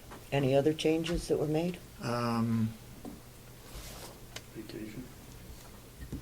We capped the vacation time on the new hires, but that's management, it's not dollars really. This is the only dollar figure that we have. Do I stand corrected? Yes, and that's just for the budget year. Obviously, it's a little extra from January to next April. That's from April 1 to April 1. Your budget year is the 14.4. But it's more because it's 12. But if you went to the next contract, which will be in April, that's 17,280, but that doesn't concern 2014. This is a one-year contract? Yeah. Correct.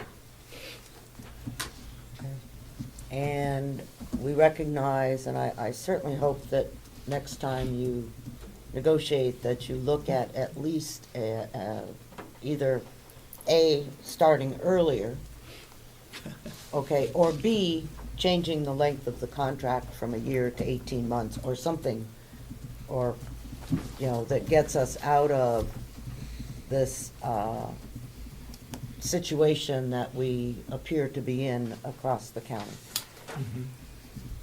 Okay? If I could follow up. Sure. Representative Algren is right regarding the nursing home union contract.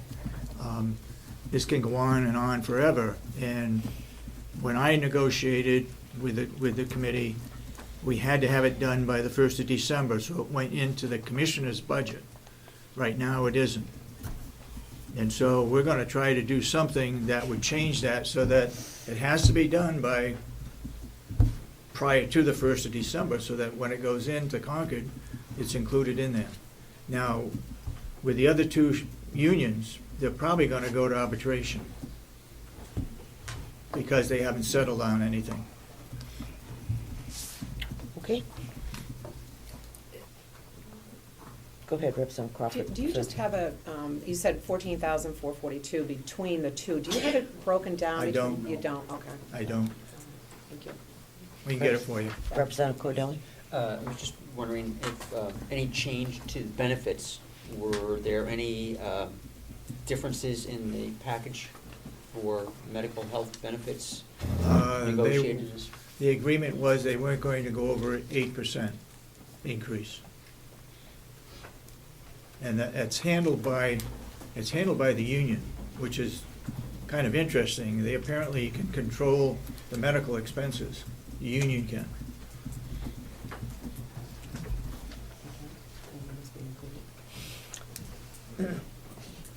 Representative McConkey? Thank you, Madam Chairman. Will the commissioners be supplying either the bottom line or, may I ask you, Madam Chairman, where do we go with this? Or what are we going to see? It seems like we keep pulling back a layer to get another answer. Repeat the question. So, Are we going to get something formalized, presented to the delegation for us to look at? Representative Cordelli asked about benefit package. We've heard that there's a 40-cent increase. Are we going to see more to this, or is it going to go to the subcommittee first, or for a recommendation, before we recommend something, so we see what we have? I would think that a copy of the agreement should go to the subcommittee for their review and recommendation back to us. I would appreciate that, and if I might ask, this being my first time at this forum for negotiations and contracts, I've certainly negotiated many contracts in my day, but when we see the proposal, if we are not for the proposal, how does that work? Because this is a union contract, so if we have problems with it, does it go back to the union? That's right. Or does it go back to you, or it Goes goes back to the union? Yep. There's no contract, then they have to renegotiate. It goes back to negotiations. So if this subcommittee approves it, then the delegation obviously has to approve it, not just the subcommittee. But if the subcommittee comes back with questions or they're unhappy with an aspect of the contract, then we would present it to the delegation and they would say yay or nay if they agreed with us or not, correct? Okay, thank you. Yes, Sheriff. Yeah, my understanding, being on both sides at times, negotiations and on the administrative side, the delegation is responsible for the funding, the bottom line of the contract. Yeah. It can't meddle into the actual context of the contract, Okay, because then you would be negotiating, so Right. you can't do that. so It's just the funding. It's the bottom line. So we would be discussing just the bottom line, not any aspect of the insurance or any of that. Unless you it's a money Yeah, right. value, Yeah, yeah. Definitely. Yeah, okay. and I don't have I that. I would hope that you could, after the meeting, walk down to somebody and get a copy of the, I would do that. Old and new. yeah, or, or have them email it or whatever, so that it's something that you can take a look at. Thank you. Okay, anything else on the sheriff at this point, and dispatch? Would you entertain a motion on something? Sure. I just feel like I really feel really good about adopting something. I would move we accept the treasurer's. Oh, well, we haven't gotten quite that far. Well, I thought we were past it. No, no.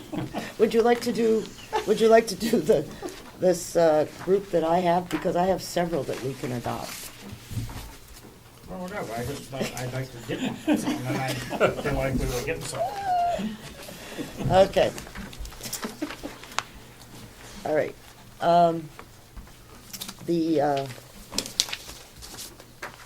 This wonderful group of things that I have.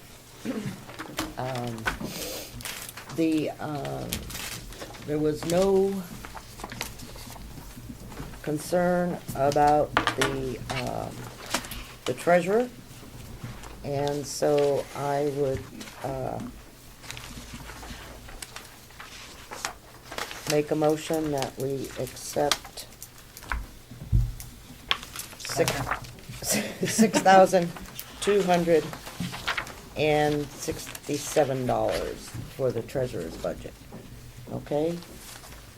I have a second. All in favor? Aye. Opposed? Okay, the treasurer's budget is done. Okay, I'm happy, that's it, that's good enough. Okay?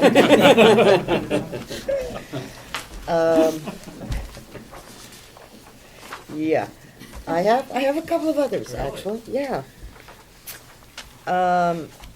If we could, the Human Services Department, on my page 12, which is the BEAS, or GEAS, as they have it in here, I believe.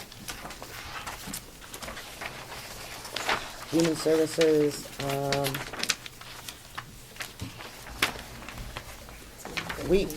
I want to thank Representative Ticehurst for her actions in trying to get someone up from Health and Human Services to talk to us. But we got an email that said they really didn't want to come and talk to us. So, Because they don't know how to explain it. so, at this point, anyhow, we are not going to receive an information session from HHS. And that doesn't mean we won't continue to pursue this, but we'll at least come to grips. So, Representative Lavender. Would not the DEAS or BEAS money be better off somewhere else, like at least partially in the nursing home? No. You're on, excuse me, you're on Human Resources? Human Services. Human Services Department, page 13 in my, Oh, yeah, that says, this says Human Services, okay. Human Resources and Human Services. Yeah. Madam Chairman? the only thing that's on this page, and Kathy has agreed to get rid of all the other stuff, is this. Yes, Commissioner. Could I ask Representative Chandler, if we didn't pay that 200,000, what would happen? The 400,000? Please don't even suggest that, because it messes up my financial records. But they might come and explain it I doubt if we it. don't pay it. Another county is not paying it. Right. Cheshire, I believe. Cheshire is. I think we shouldn't, but that's just my opinion, but. I Hold don't it think we back. should. Hold it back until they explain it. Right. We don't pay it, we don't get it. don't pay it, are there any penalties then? 200,000. Maybe Or don't pay get with it. interest? Maybe they'll get it. I don't think we should. Actual. Okay. I am planning to speak to the commissioner tomorrow morning. I'm also thinking that there might be some other people, even if it's not the commission, who can come and explain it well to us. Yeah, no, this was the lady that supposedly is the person That's in her the know. job, right? That's her job. Representative Ticehurst isn't here, but She'll be back. Yeah, she'll be back. So, This is the Department of Health and Human Services. You might remind him that we have 3 members of the Health and Human Services Committee, part of this delegation. oh, I know, So but we don't make threats. Might be a nerve. Best interest. I understand that. Just a suggestion. Yeah, so I will pull down the email that Representative Ticer's received and have an opportunity for at least a brief discussion with HHS. You know, executive director of the counties understands this as well as anybody, but unfortunately, I don't know if she's able to travel, but, 'cause she's kind of she's laid out, but she always I've always found understands this as well as the department. Whether she would be able and or willing to come, I don't know. Didn't they change a lot of people in HHS? My understanding is they have. Yeah. But he They was can't talking about, explain it? you're talking about the county. I was Yeah, talking right. about your county executive, the executive director of your county association understands this system very well. Well, she's tried to get an explanation, Oh, she and it's doesn't so either? confusing that she can't explain it. Then that's a problem. Understand it's a subcommittee of HHS that acts So, on it. we won't discuss this today. And I thought we could do that, but I will. That's, trust me, if Betsy can't understand it, there's no sense of anyone, as far as I'm concerned, I'm not gonna be able to understand it. If she can't, then I don't know who, if no one can explain it to her that she can understand it, there's no one gonna be able to explain it to us that we can If she understand can't it. explain why you need the money, they shouldn't get it. Right, It's a formula. It's a That's a good point. yeah. Okay, so we shall continue to work on that, and we'll see what we can figure out. Okay, page 18, I think. Actually, it's page 19, or 9, which is interest expense.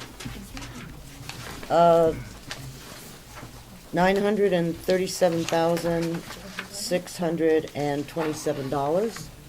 I will move that we accept that. Second. Thank you.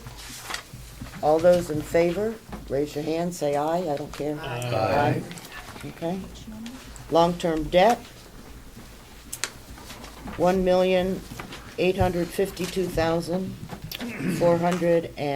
$1,852,487. I'll move that for long-term debt. That is Second. Second, okay. All in favor? Aye. Okay. Look at this. Representative Chandler, you just got us going right on through. Capital Reserve on page 19. Whoops, it must be on my page 20. It is. Capital Reserve is 0. I would move that. Okay. Do I have a second? Sure. All right. All those in favor? Aye. Okay, Carroll County Convention, which is us. Oh, this number's not right. Oh, yes, it is. $17,651. That adds the additional $7,000 for the management report. Okay, can I, That's for the. for the performance audit. Okay, And the bottom line is 17,651.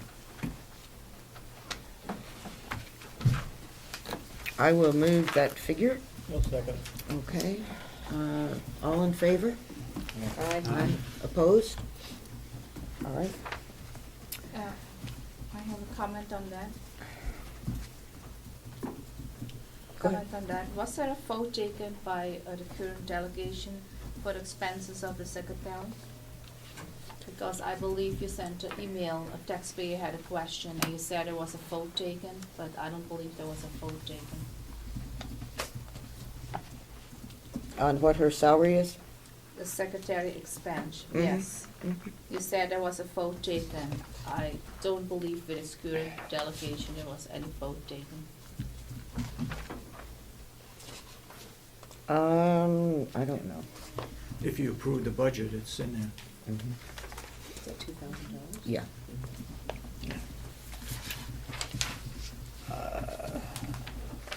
I will talk to Michelle afterwards, because I don't recall what our agreement was with you. And Mr. Groot is not here, but we'll go back through that. Okay. Capital expenditures, we still have some things on that. In particular, the farm. And we did agree to reduce the information technology to $26,000. But until we get the jail, or the farm, $20,000 request for. We're also shifting the jail. Into this information technology. Did you, because it is a capital expenditure? Yeah. So it shouldn't be in your budget, Should not, right? which I'll get out, which we had, Jason's got, yes, but there'll be a shift into that. So. Pardon me? There'll be a shift from the jail into that with this line, capital line. Oh, you've got it, we've got it in two places? At the moment we do, yeah. No, at the moment we have it on the expense side, but it needs to come out of expense and go into capital. Or I could take it out of capital, doesn't matter to me. But it belongs in capital. I agree. So, so as soon as I hear from the farm and the jail, we'll be able to do that part. You could do regional appropriations. That's not mine. Special fees, yes, Commissioner. Have you taken out the $5,000 for the safe? We took the safe from the. Yeah, that's Yes. gone. Okay. Yep, Yeah. thank you. Special fees and services, which are on page 2.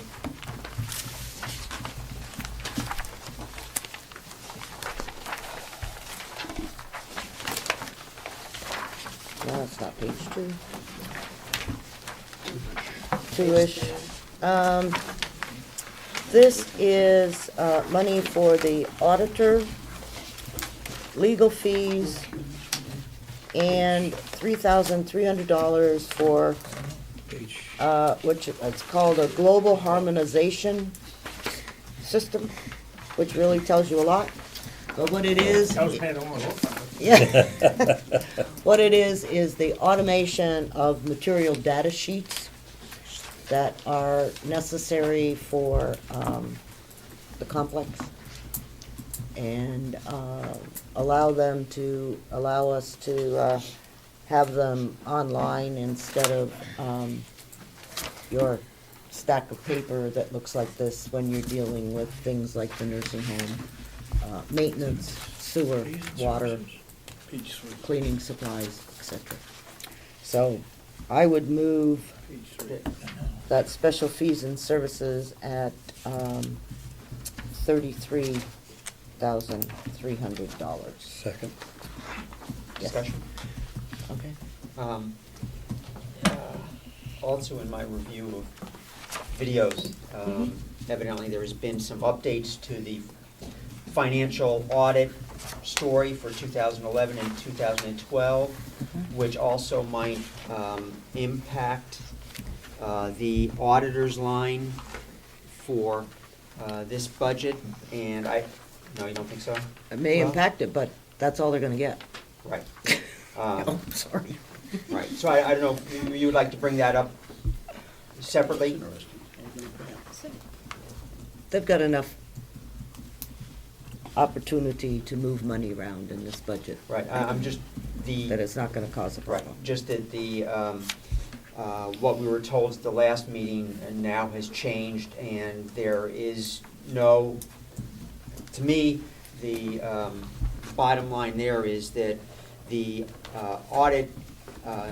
auditor who did the financial statements for 2011 and 12 evidently does not have the statements for 2012, contrary to what we were told at the last meeting, even though he was paid, according to our budget figures. It wasn't paid. Well, it shows on the budget that that expense line is fully paid $13,400. So somebody was paid, Now, that's in 12. right, 2012, right, And it I'm sorry. shows Yeah, 15,000. 2012. So he was paid, someone was paid for that work, but evidently there is no work. And the person, the company from Maine who was hired to do the financial audit is now being also asked to do the reports, the statements for 2012, in addition to auditing the same year.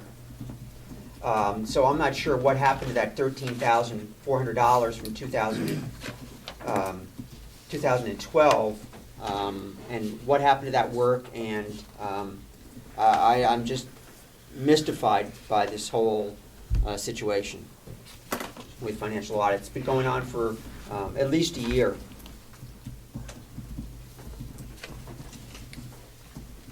We hired a firm from Portland, Maine to do 11, 12, and I believe also 13. Currently, as a result of the vote last week, 13. Okay, as a vote last week, it's the 13th also, and they're working on it. Effective today, they're working on it, that's why Kathy Geary's not here. And so the firm, the 13.4 that Representative Cordelli asked about that was paid to somebody in 2012, what did we get for that? We got financials, financial statement for 2011. Well, we also paid $13,400 for 2011 work. So we paid $13,400 for 11 and 12, and we got 11. So what happened to 12?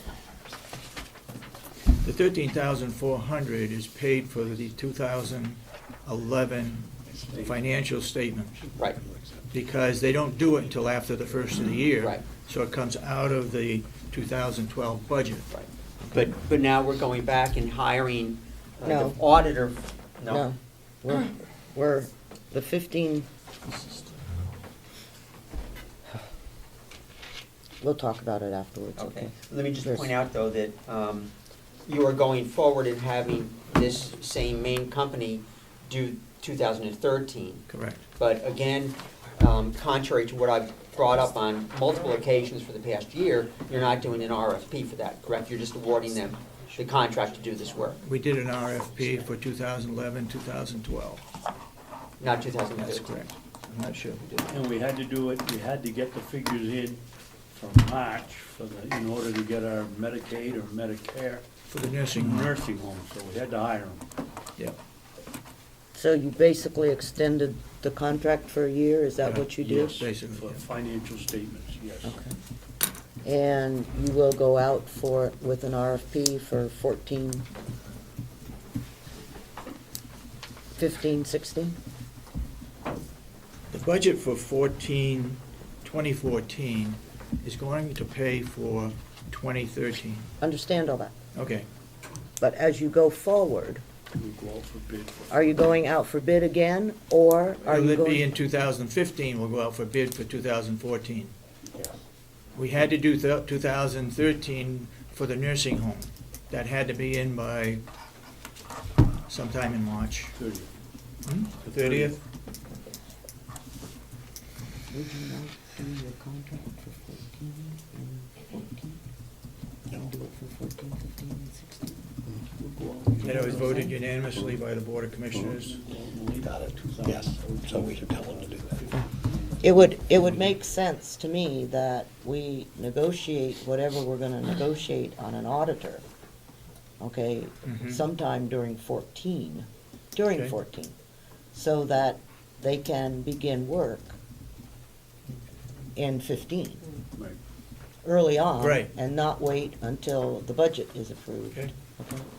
The other thing that, my own self is, I don't think that we should be changing auditors at the drop of a hat. I think if we're going to have an auditor, we ought to have at least a five-year term, so that he has, or she, whoever it is, has some continuity Exactly. in understanding what's going on. So I don't know what your last RFP was for, Mhm. you know, how many years it was for. It was, you know, may have Two. been, 11 and 12. 2 years. yeah, see, you know, so, and I think that that would help in getting rid of the problem. Yep. Okay, so think about it. That's just my thoughts on it. Okay, so can I have, all those in favor of the special fees at 33.3, please say aye. Aye. Opposed? No. Okay, thank you. So, one opposed. 1, 2, 3, 4, 5, 6, 7. Okay.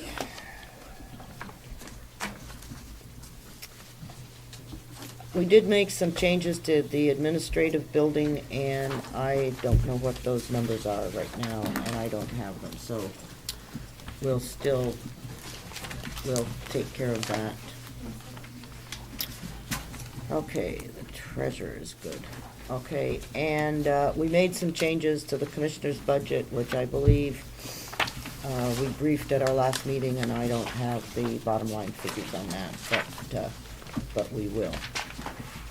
And the, Question. yes, Are we going to, this year, move all the IT to the commissioner's line, is that something? no, that will be done next year. Next year. Mhm. Yeah. And, I gave you an $800 figure, and I think it's $200 for the nursing home taxes, not the 800. Okay? Okay. Think you did that in there somewhere? Yeah. 11 million? Maybe. So, like I said, I just didn't add up the numbers that we have made the changes for, so, I'll have those, Kathy has all of them, and hopefully next week, we can get all of the changes in, so it makes it worthwhile for her to, run off our stacks of paper again. And that may not be possible. Yes, Just a general comment. I don't think the sheet has changed, but one thing we noticed when we had our jail subcommittee, let me talk about the Social Security line, which was up considerably on the jail. At the time, the commissioner stated that appeared to be an error, and maybe that was an error in Social Security across the board. Has that been corrected? I'll give you an example. If you look at the jail. Give on us the- a page On number. Social Security, which is page 15, line 10. Last year, we were a little under 13,000 in Social Security. This year, we're up to almost, let's round it up and say 19,000. I made an observation that I didn't understand why it went up that high. You agreed, and you made a statement that that appeared to be something that needed to be corrected across the board. And I don't know if it has or hasn't. We'll have that for you. I don't know if it's been done or not. One other comment. I also have a request individually to increase the heating line. Speaking for myself and all of the subcommittee, I would much prefer that the commissioners address that uniformly across the county and then make your recommendations as to any type of an adjustment on the heating line or the electric line. I just think we lose control when we do that individually. It drives me crazy, but that's just me. I did call Eastern Propane, and for a prepaid bid, it's done in August. So when August comes around, we'll look at what the prepay would be as compared to what it has been. No, agreed. I have a request from Superintendent Johnson to request a heating line. I have somewhat of an issue like that. I would much prefer, because it's not just the jail we're heating the whole complex. I believe that what Representative Schmidt is asking for is a breakdown of all the heat, propane, heat, propane, fuel oil, electricity for the county Okay. to make sure that if we're charging, if we're paying $3 a gallon for propane, that everybody is budgeting at $3 a gallon for propane. Am No, I- exactly. If you commissioners feel that the heating costs are up 8% across the board, then there should be an 8% increase across the board. That makes sense, which I think it does. Representative Babson? You're downgrading me again. Oh, sorry, Commissioner. Someone consider that an upgrade. It's not wise I to gave each one challenge of that you when in the we're last talking about the meeting or the budget. meeting before, a graph on the price of propane so that you could take a look at it and see the average. I think Representative McConkey and I worked it out. I think it was $1.41 last year, and now it's, with the last two deliveries, it's up substantially. You didn't see that? I don't think I did. So all heating, all heating at the county is not just by propane, right? Except for the wood count. We You have, have that on your sheet. okay. I'm sure we must have it if it was given to us. But I guess that what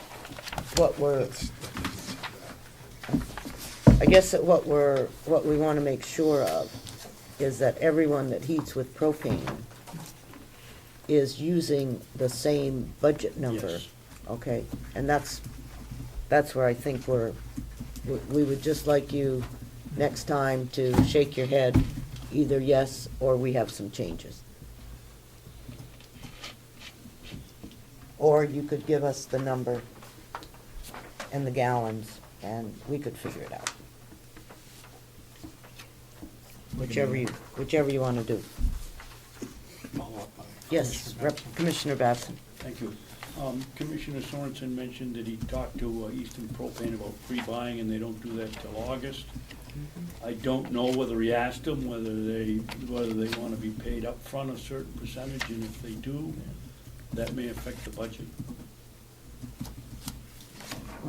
Like I said, I don't know what you figured the budget at, and I don't think anyone else does. So we need to, If you're gonna pre-buy, you're gonna buy for all the next year. we need to have that number. They're gonna want more money. Okay. Representative Chandler. Thank you. Just on the jail, so I had written in, and I thought it was the subcommittee recommended, but maybe it wasn't. Someone recommended 15,000 on the social security line. I don't know where I got that number, whether it was from the subcommittee or the commissioners or from who. See, the sheet I'm looking at, Gene, I'm looking at, the commissioners are in at 18,565. And then under the delegation, I have written 15. Well, I don't have that on this sheet, maybe it was on my earlier sheet, but I can remember explicitly questioning why such a large increase.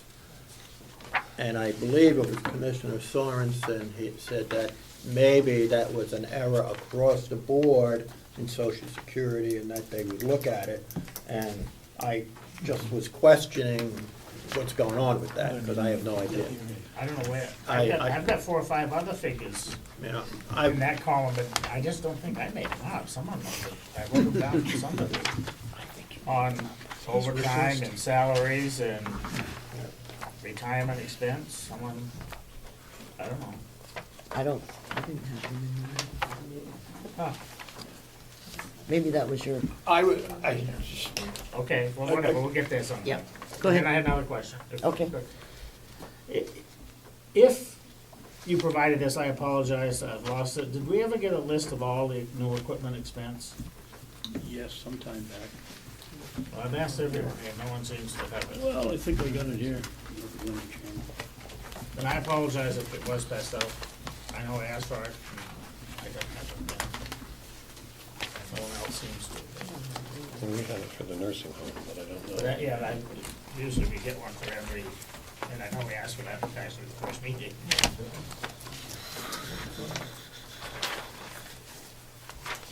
I don't, I got something, I think it might be what you're looking for. is that equipment or is that Information IT? Technology, I think.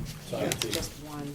That's IT, that's not, And that was just a template, a format, that's not the detail. Hopefully we'll be getting that. okay, so we need a new equipment. Not capital, just like, for example, the administrative building needs a new vacuum cleaner. And that's under the administrative building. So that's the kind of stuff I think we're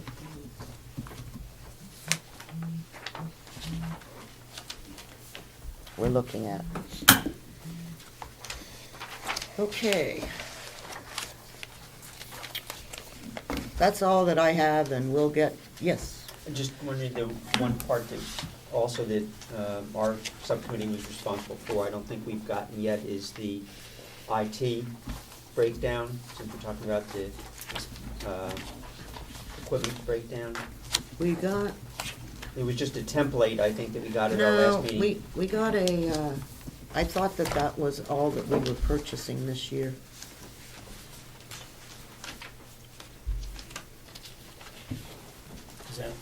Did we all get that, or just with something? No, everybody got it last week, or 2 weeks ago. It was my impression that was just a template, and that she was gonna give us full detail for all the, breaking out all the departments. If I had any more papers here. I know.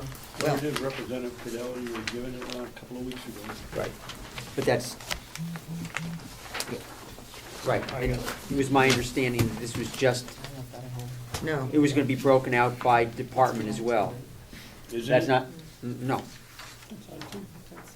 We, no, I didn't, Representative Cordelli, I believe that this is what we had asked for. Okay? And,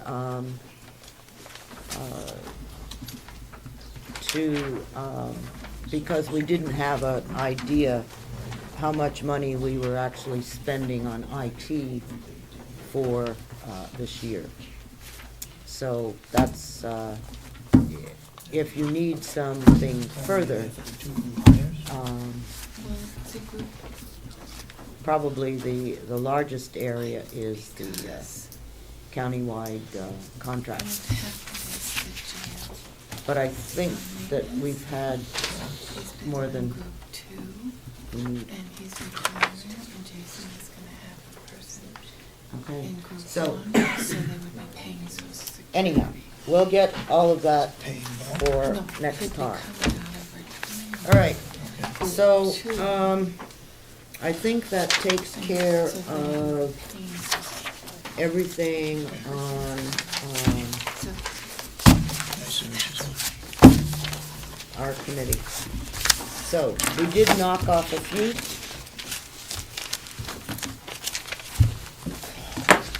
Now we turn to the farm.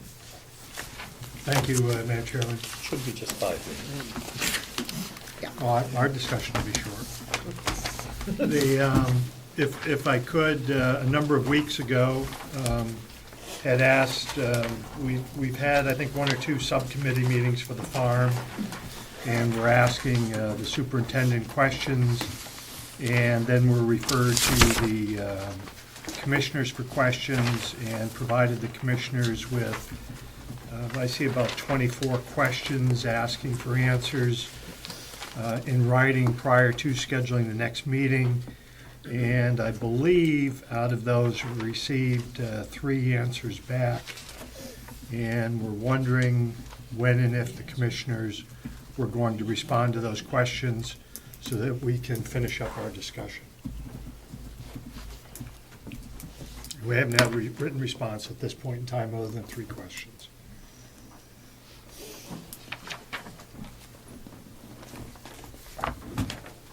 You only got 3 answers? Correct. You should have been more than that, because Will gave us, I don't know how many pages of documents that should have been sent to you, and you only got 3? 3. Received answers to Wages. Received a response as to whom you're billing for the water department. And I actually think that's all we have received. It's all that's been sent to me. I believe it was sent by email. Haven't We received. didn't get Perhaps I could get the stack of all that information before I leave today. You sure can? Every other message comes to my email, so. Okay, regional appropriations. Had made a recommendation last meeting with the delegation. And we'll go through and go to the bottom line, budget number portion. Okay. Start with the attorney.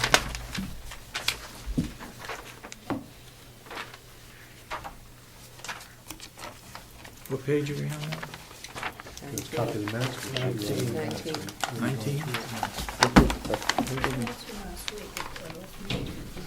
We didn't go through and give the actual budget numbers.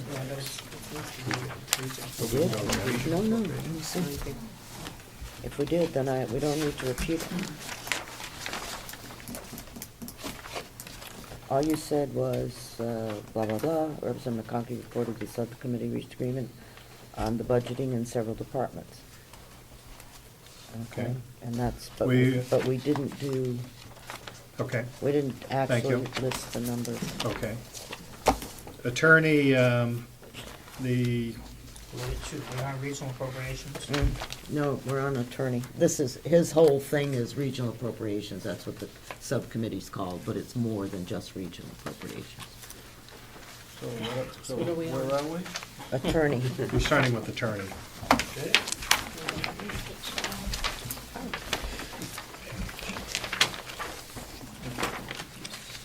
The subcommittee agreed with the commissioner's proposal on the attorney of $489,781. is that a motion? Motion. Do I have a second? Second? Okay. Discussion? All in favor? Aye. Opposed? No. Aye. Nay, I mean. Okay, so we had two. Representative Cordelli? Okay. Yeah, two opposed, Representative Cordelli and Representative Chandler.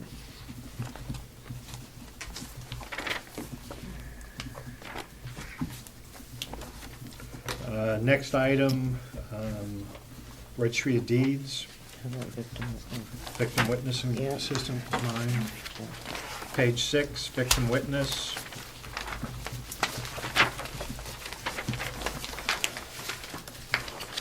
Move $113,927. Second. Any comment? All those in favor, say aye. Oh, you had a comment? No. All those in favor, say aye. Aye. Opposed? Unanimous. Registry of deeds. Move $551,274. Second. Comments? Well, yeah. I wish I'd have written notes when I got these. Where did I get numbers here? I don't think I just made these up. Someone must have supplied them or talked about something. I have different numbers. Not different, but I mean, written in under the delegation line. I know we didn't vote or anything. On the salaries and office supplies, et cetera, et cetera, et cetera. So that, travel expenses. Did I just make those up? Really? I did a good job. But I guess you don't want to adopt them. What do your numbers look like? I urge people to vote no, and then I'll give you an alternate. There you go. You'll bring forward another amendment? Yes. Is that your PIs? Yeah, Gene, those were your numbers. Really? Yeah. Okay. Well, at some point, I'd be more than happy to share them. Wish it gets defeated, but that's all right. And this number is, again, Representative McConkey? $113,927. No. Recommended. Registry of Deeds. Oh, registry, I'm sorry. The registry's number is $551,274. All those in favor, say aye. Aye. Opposed? Me, No. okay. How many nays? 3. Too late to ask a question? No, never too late. Okay. Actual 12/31/213, and the subcommittee's recommendation, it seems to have gone up 50, I don't know, 60,000, if I'm reading it right? 70,000. Where's the 70,000 in the budget between the two of them? Where's the expense jump? Registry of Deeds. Registry of Deeds. Salaries are quite a bit, but My understanding was, if I could, salaries at the 40 cents computed across. And I'm trying to see where else it was.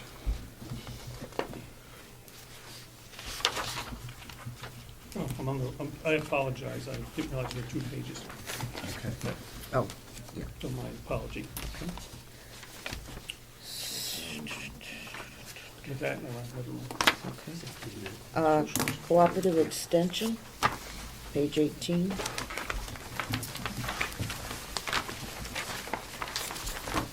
Or maybe 19. Is medical referee also ours, 11? Page Oh, did I 11, miss Do you want that? to come down to that? Yep, we'll go to 11. Page 11, medical referee.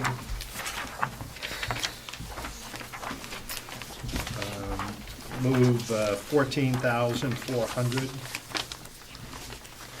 Second. Comments? All those in favor?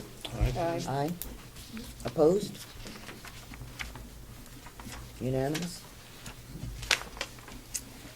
Cooperative extension, page 18, which is, I think, page 19.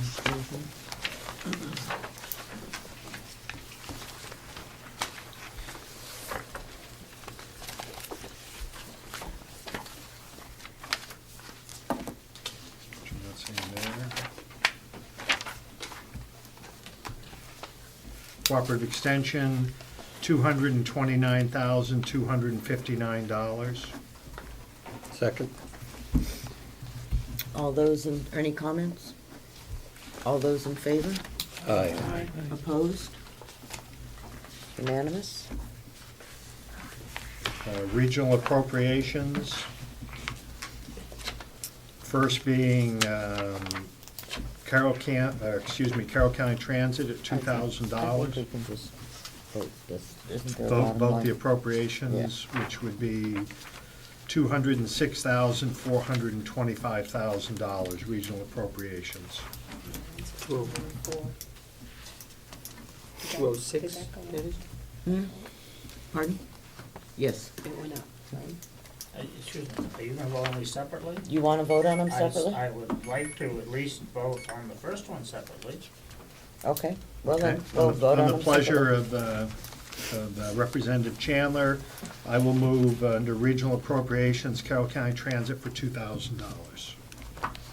Do I have a second? Second. Okay. Anybody have any comments? Was that for advertising? Yes. Correct. Okay.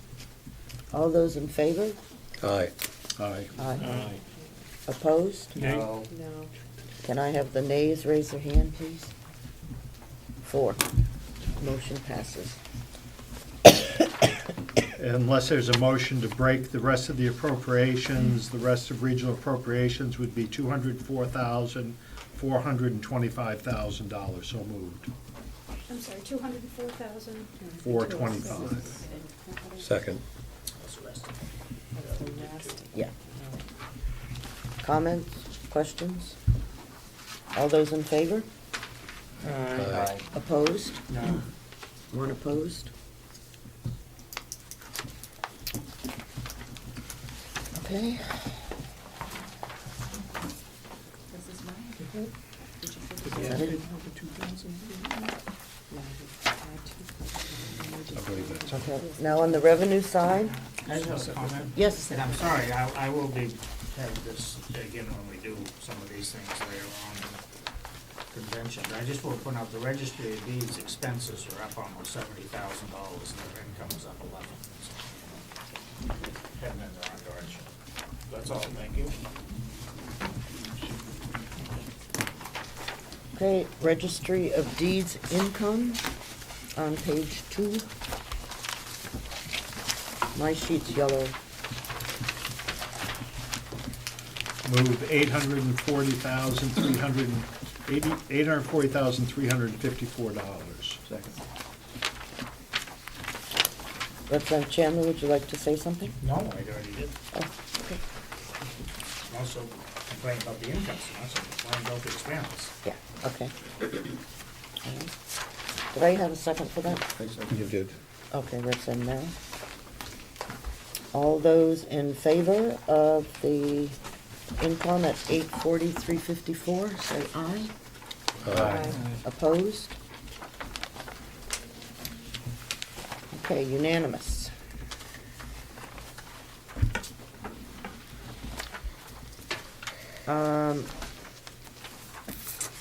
Let's go to page 3 on the interest income. Since I didn't see that.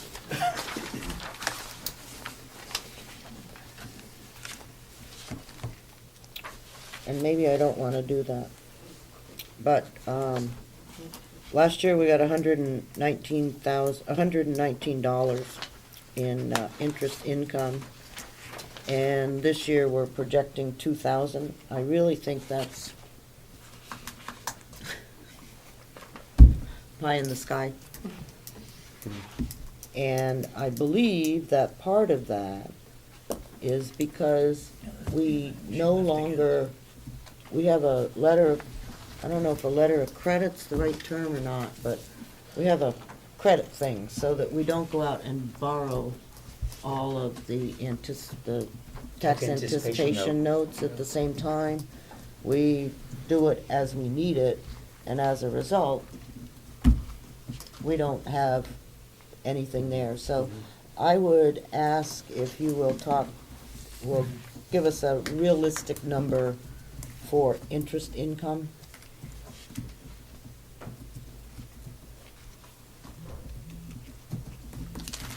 And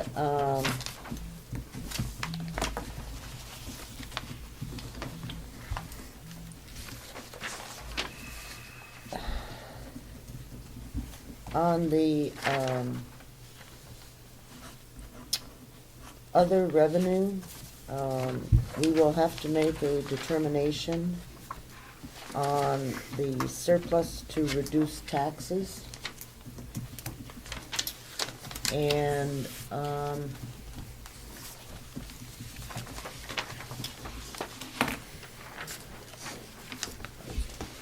know that currently, on this piece of paper anyhow, that it was 200,000, and I think somebody agreed that we would have a different figure in there. Is that correct? Not that I'm aware of. Well, unfortunately, I expect we probably will, because I see, once again, no will to cut the budget, so if we are trying to give any benefit to the county taxpayer in any way possible, we're just gonna have to take more surplus to do it. I think that's too bad that we're gonna have a 16% amount of increase to be raised by taxes without doing that. But having said that, yeah, I hope so. But I have a question. Yes, please. So, can we get this year's, we had a little, it wasn't a large amount of money, but there was a question between, actually what Representative Cordelli and I came up with the actual surplus this year as opposed to what you folks had. Right. And Was we it about never- $1 million?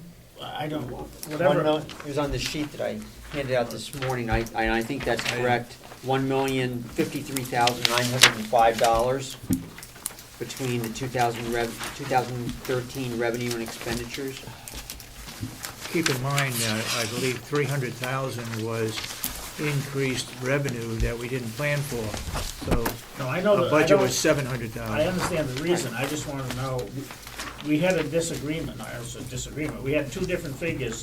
When I asked you what the surplus for this year alone, 13 was, you gave a number and it was different than what we had come up with. I think that's the right one. But You if got you could $1 million. confirm that, at least we're talking about the same number, the million, whatever. Yeah. Okay, thank you. Okay. So am I hearing that we think there's $1 million? Well, that's just this year, 13. Yes. Okay. Representative Bucco. Thank you, Madam Chair. What will be the balance in the surplus after we finish with this budget? I think that was the It'd be answer. zero. What? It'd be zero for 2013. Zero? If we take the, what was it, $1,053,000. That's the balance that we have now? Yes. No, we have more than that. The 2013 balance is that much, but you've got, I don't know what you've got, another couple million There's 2 million, yes. before 2013 even. So we Right. have a total of over $3 million available in surplus to use. Correct. Right. Correct. The 2 million is what we keep for, if we lose a building, or whatever, it's an emergency fund that we keep. Roughly 10%, 8 to 10%. Not So that much. anyhow, that number, we're gonna have to come up with, And it, obviously, that's one thing, I hate to use a lot of it, but that also helps in not borrowing money, right, because that's what you're using Mhm. to get us through till tax time. That's Right. true, yeah. Representative Ticehurst? Thank you, Chairman. I just want to make sure the public doesn't misunderstand, because in the committees that I sat on, there certainly wasn't interest in cutting expenses and therefore taxes. It just was that we didn't find ways to be more efficient or cut back from what we needed to do. Okay, thank you. Representative Schmidt? If you don't have them already, Madam Chair, let me update you on the jail revenue figures. Oh, okay. Under line 39, which is work release, Just a moment. this is on page 2 of the revenue. Right. The title of that line is going to change to work release / AHC, which stands for Administrative Home Confinement. Mhm. And that line is going to change from $0 to $20,000. Great. And as just previously discussed on line 41, the telephone income, based on what we heard today, will change from $10,000 to $12,000. Question. Yes, Yeah. Representative Chandler? My only question is, on the work release, are we gonna, I don't know when we're gonna start that program, so does the 20,000 reflect when it'll start, or is that, what was estimated? Yeah, the it whole started year? already, Okay. and basically that reflects the superintendent's prerogative to send people out. There's been a statutory change there. These are his numbers. Okay, so He- that reflects what he thinks we will get for this Exactly. year? Okay, Yeah. that's all I want. Thank you. So can we have a motion for the 30,000 for the jail income? 32. 32,000, I thank worked you. really hard to get that, Madam Chair. Okay, so are you making that I will motion? make the motion. Do I have a second? Second. Okay. Well, Is that the right figure? no, because you still have 10,000 in jail income, right? No. Yeah, I don't know why you wouldn't, I don't know what that was, what it covered, but it's there. Increasing it by 2, actually. It's gonna be 42,000. 42, yeah. Right. Oh, thank you. Madam, if we could add it up, that you had 20,000 you just put in. And then there's an additional $2,000 on the telephone income. So the 10 goes to 12.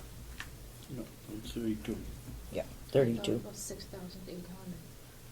I thought you had 16,800 under No. jail income.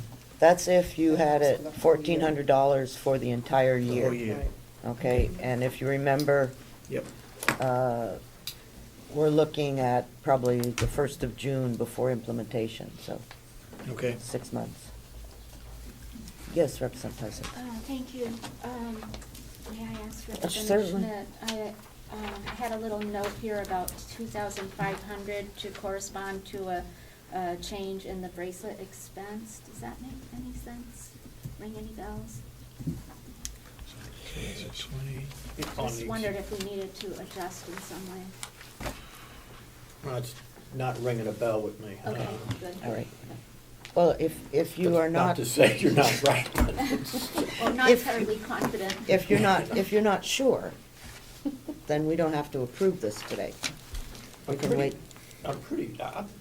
I don't see what else we could have on the revenue side. I'm confident on the revenue side. You're confident at the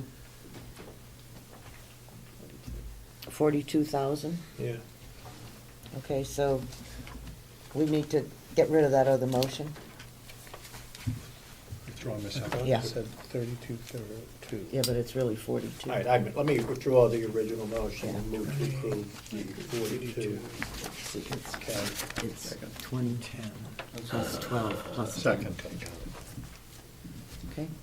Although, yes, I agree, Madam Chairman, thank you. I agree with Representative Tyson. There was a discussion, I don't know if it was an expense or an income from renting these bracelet things. Whatever. I don't remember if it was an expense or an That's- income. He originally had the expense on the expense side. Mhm. It cost the county or the jail X number of dollars per bracelet to rent. They also make money on it because they then charge the inmate, and that should have been reflected on the revenue side. It was not originally. So the superintendent examined this and came back in writing and said, I anticipate $20,000 in revenue from the bracelet side. The expense side is here. It's in the budget, it's there, so. Okay. anything further? All right, all those in favor of 42,000 in revenue for the jail? Aye. Okay, any opposed? All right, it's unanimous. Okay, so we did the register of deeds. We did the jail. Question? Yes? Madam Chairman, here are the questions for Representative McConkey, unless we have a wrong email address that was sent last week. Okay, thank you. Sounds good, let's have it. Okay, there's a sheet around here someplace. Ms. Simon, if it could keep coming around. Okay, in the, as I listened to the discussion on revenue, I think we still have some questions on, county general, sheriff's income, farm income, maintenance income, interest income, and other revenue, along with the nursing home. So we'll try to get those ready for next week. Who's got the sign-in sheet, please? It went Is down buried here. in your- Buried in your papers there somewhere, sign-in sheet? Okay. The next item on the agenda, it went to Representative Merrow, I know. Sign-in sheet? I passed it to I know I Representative. signed it I and don't passed have it. it, I don't have it, it's gone through. I'm checking all my papers last in case. I am the guilty party. Boy, 6 lashes with the wet green noodle. Everyone who signed raised their hand. Yeah. You did now look in your packet. Yeah. You didn't have to fess up, Susan. No, it was easy on this matter. That might be the only time. Okay. Yes, it is. The next item on the agenda that we have for today was I had asked people, I'd sent out an email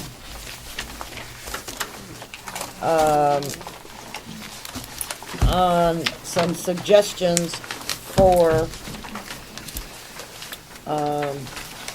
thoughts, I guess, on compensation for the, non-union.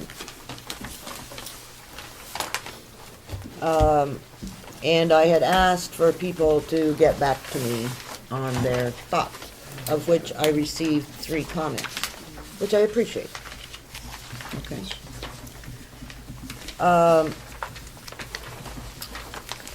So the 3 comments that I received were, 1, to identify $50,000 and allow the commissioners to split that up any way they saw fit. Okay. Another recommendation that I had was to offer a bonus to the non-union employees. And what I had sent out in the email was 500 to 700 based on performance.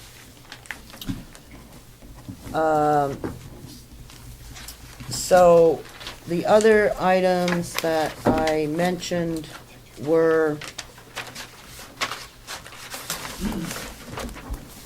50K. The other items that I mentioned were to change the amount of the raise based on the raise picture from the last 3 years. And I'm sorry, I don't remember what it was, but it was getting close to it. It was a little bit more than $1, I think, in the last 3 years. Or maybe it was the last 4 years. For the total 3 years? Yeah, when you add those up, I think it was 40, 30, 40. Right. Okay? So I think that comes to $1.10 in the last 3 years.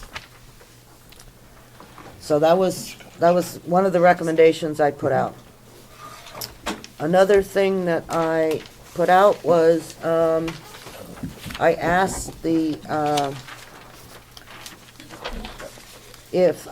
if people that don't take health insurance got any sort of a compensation for doing that, and the answer was no. And I suggested that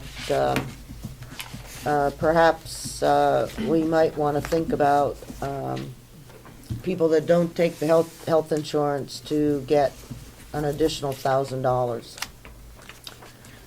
And my final 2 things were that I recommended half of the projected raise for the human resources person, and I personally did not support the $3,000 for the farm person.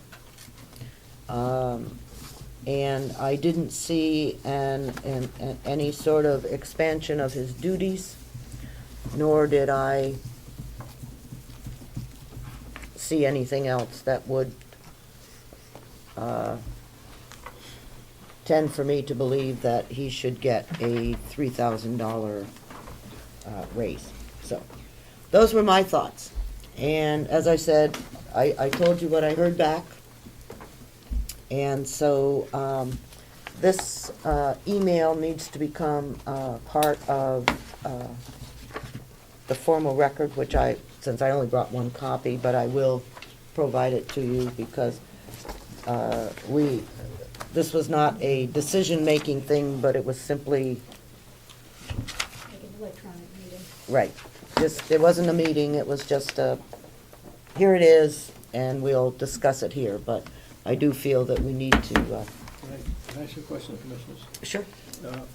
Correct me if I'm wrong, but don't the non-union employees have to pay a certain percentage to the union? No. Because No. I thought there was a No.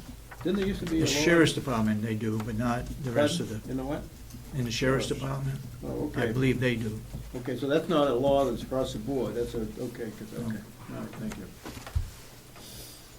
Representative Ticehurst. Thank you, Madam Chair. I think when we're considering salaries and compensation, I think I remember that when we looked at House of Corrections employees across the state, that there were other counties had raises or increases that could be earned based on experience or additional education, certifications, that kind of thing. I think if we're gonna look at compensation, we might wanna look at some of those issues also. Remember, we're talking the non-union only, Okay. okay? And so, we have that list, and I don't know,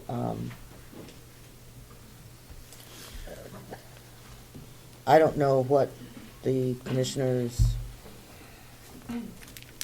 if they have in fact ever done anything like look at additional training. In other words, if the deputy superintendent has a master's degree in criminal justice, you know, should he be given X amount of dollars more?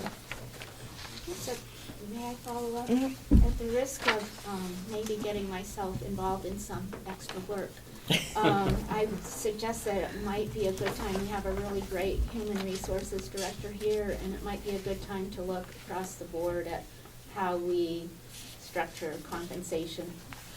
I think that would be probably appropriate for next year. You know, I don't, we did get a piece of paper someplace that had some information from other counties. I don't know if that, was. You should have, or we can get, it's been done, every county. Yeah. This piece of paper here, Yep. everybody got this? I'm seeing that. No? Well then, I don't know when we got Is it. that sent electronically? Is that sent electronically? I'm not sure. Huh? I don't know, perhaps someone could, run off some copies of this for us. How many people have this? What is it? That would be an indication you might not have that. 2013 salary survey for New Hampshire counties, dated October 2013. I thought everybody got this. I don't. Kathy, did you I only? thought I emailed it to everybody, but it's so I large. probably It's did. so large. Okay. I don't know if everybody printed it. All right, But then this was also with the Right. towns. yep, and I couldn't find this in my thing, but Okay. that's okay. Do you want me to Yes, make copies of yes. this? I have one and Representative Cordelli has one, so. you- 12. 12. Well, we don't have 12 people here, so. We have 14. We do? Oh, okay. Oh, yes, Ted's the only one missing. And then also, what was emailed out was what was happening in the various towns. That was the other thing I was looking for in my, oh, there it is. No, I don't know, in my mess here. But, this, Molten Borough was getting a 2% across the board. Wolfboro was getting 2% across the board. Conway doesn't get a percentage, and Ossipee was getting 3% across the board. So, Cutting this, Hmm? we're reducing our pay. we're reducing our pay? Charlotte? Oh, in Bartlett? But I do have a question. Yes. And it just concerns, and I'm not sure, our level of involvement. We can fund a pay raise, but I think it's up to commissioners to decide what they're gonna do with it. And for instance, I do favor in any number of years giving a flat fee of $600 or $700. I think that's fairer to the lower paid people.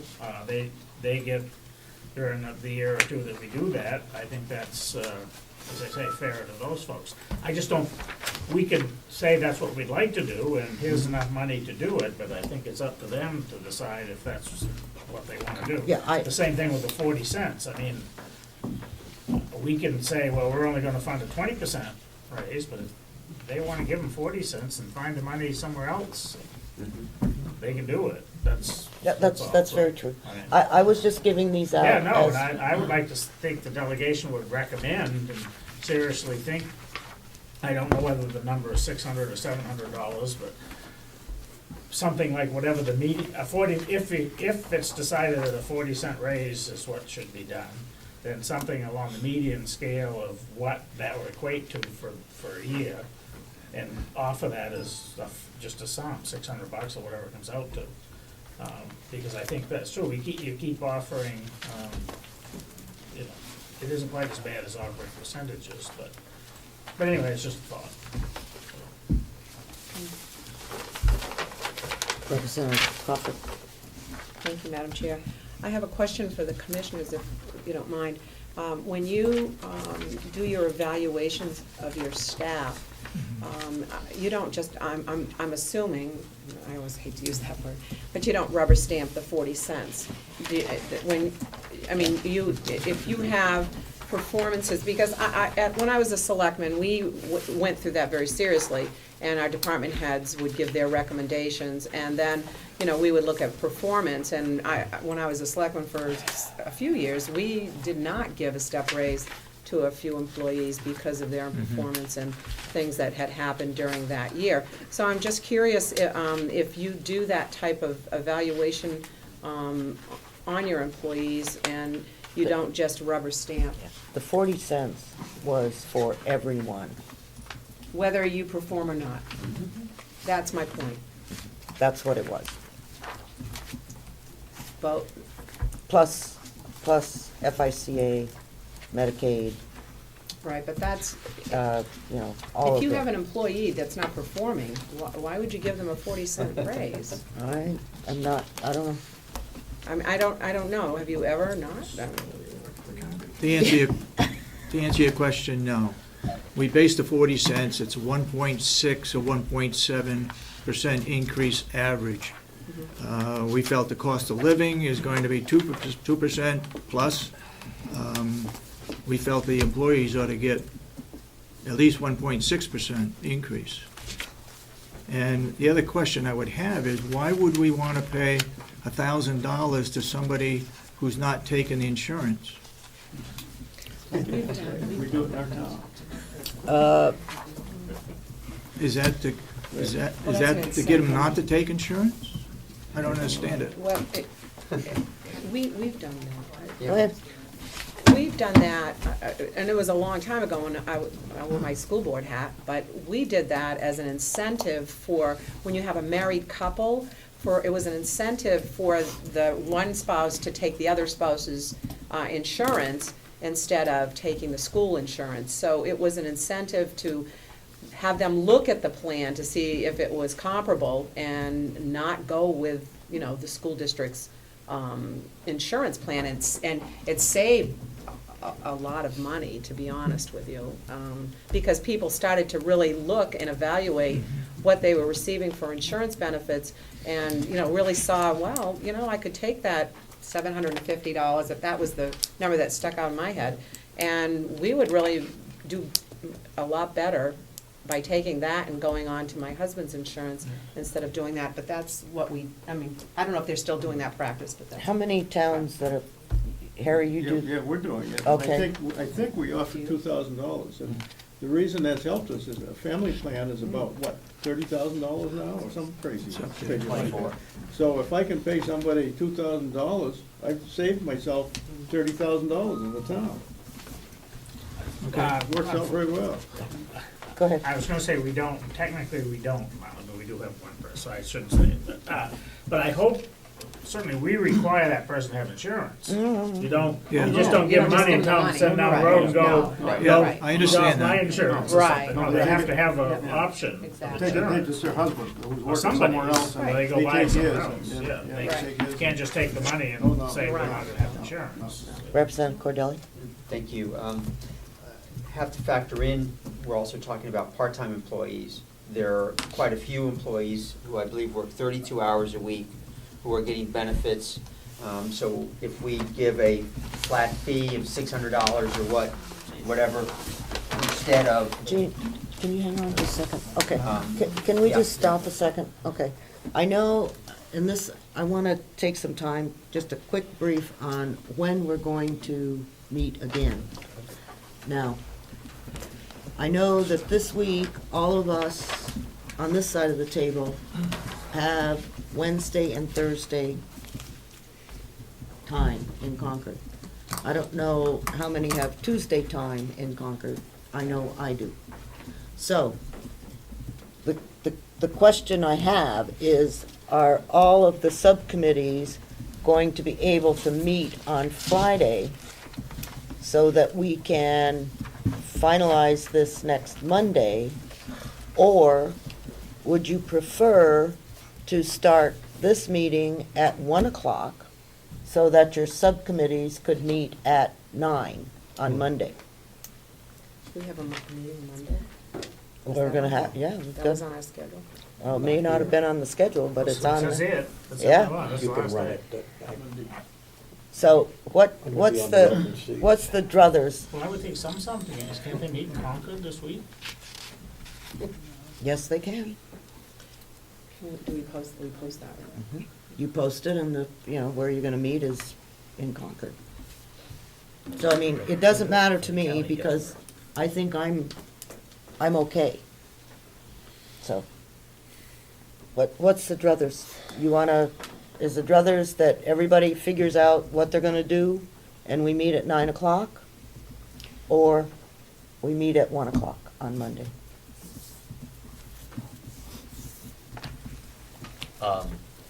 Well, I would suggest that, perhaps having the meeting a little bit later is in order, but so we can maybe clear up some last-minute details and make sure things are in order, which I kind of got caught with today, that certain numbers weren't as I thought they were going to be. But from my perspective, if we met maybe at 10 or 10:30 as opposed all the way until 1, it might give the subcommittees a chance to meet. That would be my alternative, is just meet a little later so that those pre-delegation meetings might be able to take place, just to wrap things up and get the official vote. Okay?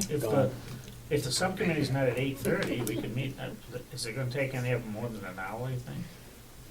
Because if you got 5 subcommittees meeting down here, I don't know where they're all gonna meet. Go ahead. Speaking for myself, I have the farm and jail, and Representative Schmidt has a pressing engagement, won't be here either of those days. I'd love to have the meeting on the 14th deck of the cruise ship, but it's just not gonna happen. Oh, you mean you're not No, taking us we on? would love to have it. Yeah. Well, Check out the convention I budget. want you to So- know my thoughts will be with you. I could do 2 subcommittee meetings that morning and be ready for noon. I don't know, noon or 1 o'clock, whatever works. I would prefer noon. Okay, so next Monday at 12, which means everybody has to eat early Or bring lunch. or bring lunch. Is that Done. a problem for you? If that's the way it goes. It is for me, but I'll just see if I Did can. you- Won't be. You have selectmen's meeting, right? Joe Boyd, But that's, what happens, as the world turns. Okay. So, Monday at noon? Okay. Thank you. Okay, And Madam Chair, I also have to go. Oh. I'll do this next time. okay. I have, Commissioner Sorensen gave me the Hales location proposed budget.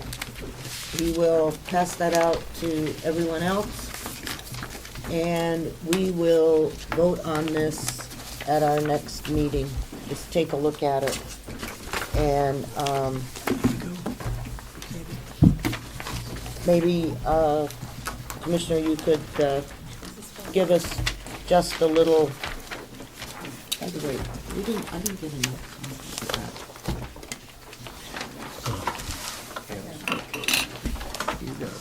Yeah, I only have a few minutes. I think think we should have one for Did everyone. Jean get, Well, did Jean get one of those? okay, I will make sure we do. yeah. Did you get one of those? Keep one for 22. Okay, so basically, the commissioners are the selectmen for Hales location, and we are the legislative body for Hales. So, You want me to? Yep. Basically, the difference is in the education tuition. They have 5 students, which is always flexible in Hales location, depending on if a family moves in with 1 or 2 children. So we have 5 students this year, and the average cost per student, and I'm not breaking it down into elementary or high school, but it's $37,000 per student. We think that's way out of line. 56. What? It's 55, there's a lot of. High school is $55,000 for a student. Now, I've been in contact with the president of their association. He has, my understanding, has an attorney that's checking with the Department of Education. They feel that it's way out of whack per student. I think for all representatives here, Hales location has not paid any capital expenses to the Conway School District, therefore the higher tuition. But I think it's way out of line.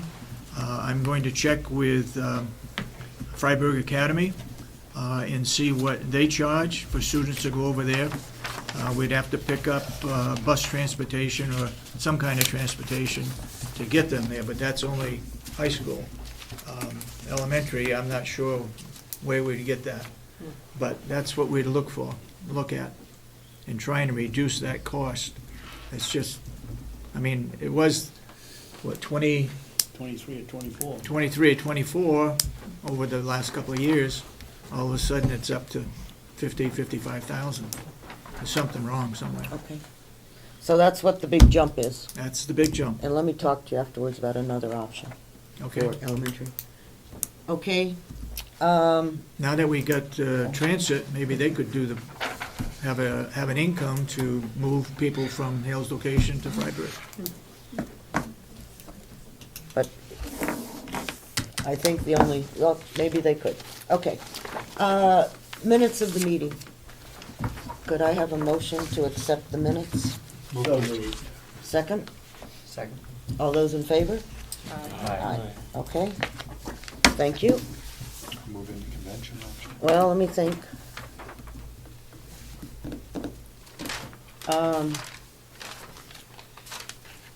Is there anything else to be brought up prior to going to convention from anyone? Okay, Move to go into convention. do I have a second? Second.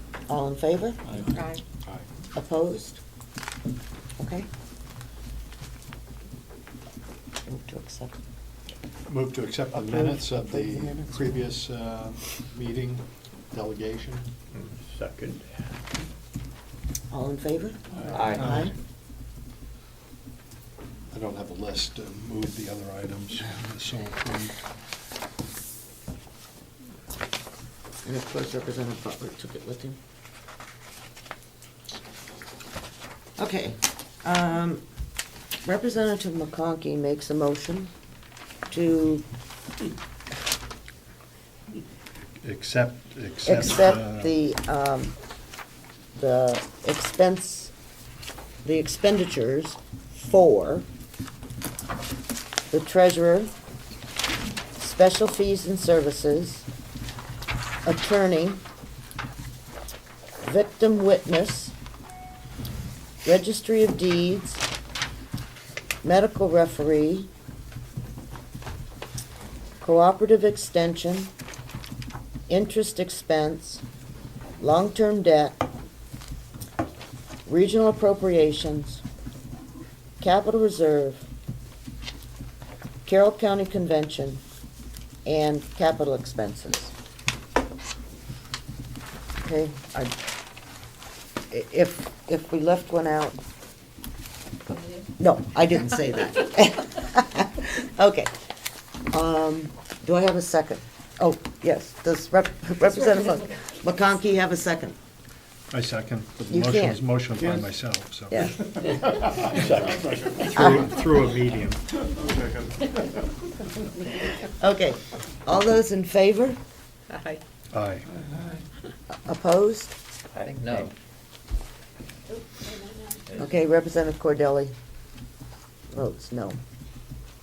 Oh, and Representative Algren votes no.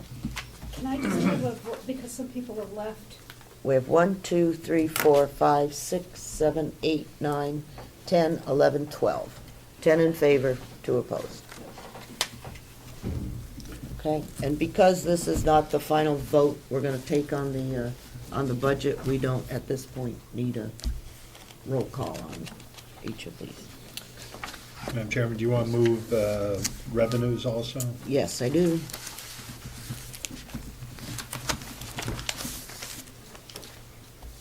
Go ahead. My understanding would be registry of deeds, did we get to jail? Yeah. And house of correction income, That was it. interest, did we finish with interest? Nope, they've gotta come back. Move those two. Okay. Do I have a second? Second. Okay. All those in favor? Aye. Opposed? Unanimous. Move to come out of convention? Just make sure we, is that, just before we do that, is that everything that we covered as far as motions? How about the minutes? We did the minutes. We did the minutes. How about this? No, we didn't make a decision on this. Next week. Yeah. At some point, we're gonna discuss the nursing home, the old nursing home, to address, Oh, or is that the time? okay, but we can come out of convention. Move to come out of convention? Do I have a second? Okay, all those in favor? Aye.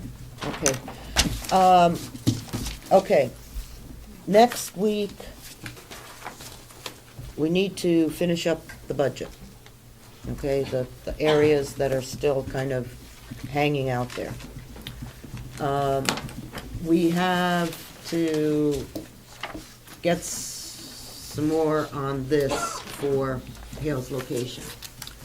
We have several questions that were posed to the commissioners and the subcommittee.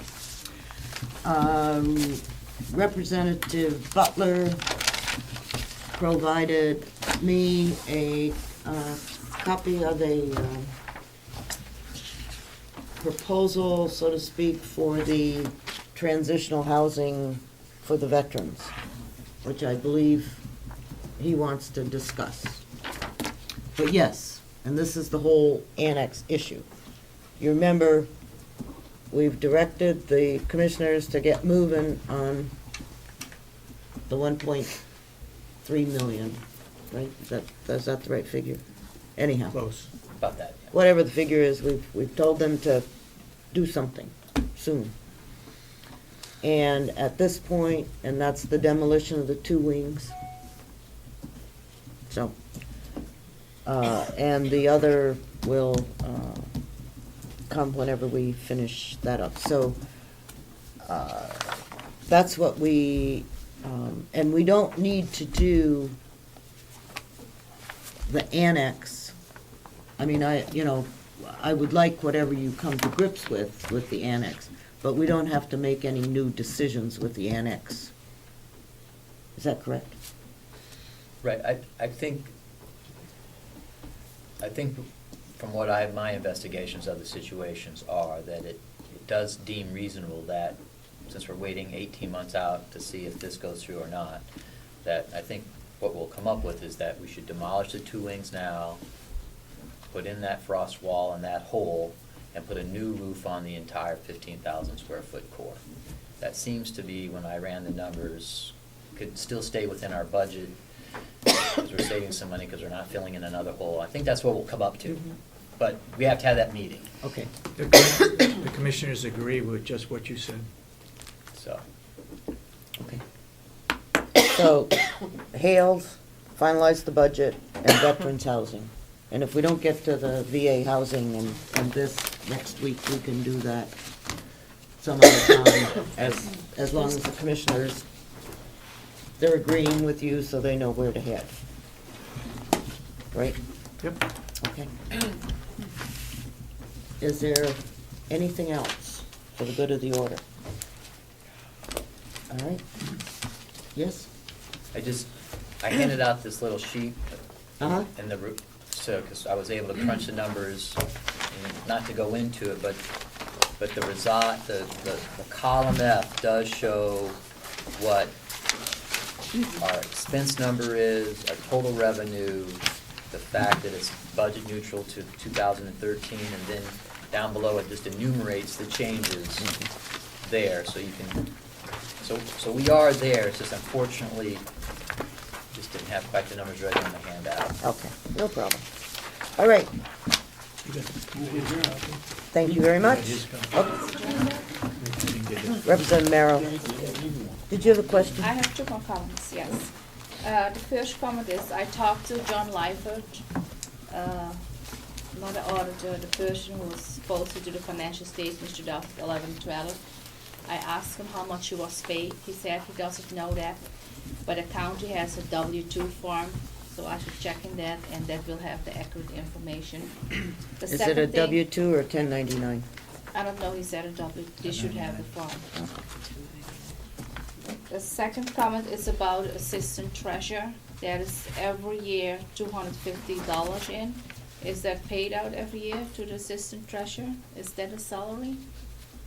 As far as I know, that's the, Because that's the salary for the assistant they treasurer. say it is, if you read the statute, it said he only get paid, he or she, $15 a day in absence of the treasurer. So And the treasurer is absent, he's I don't- coming in, I don't know how- And he gets $15 a day. Okay. It's my understanding that he get paid every year $250. Well, then I would suggest that the commissioners take a look at that and make sure that it's only done.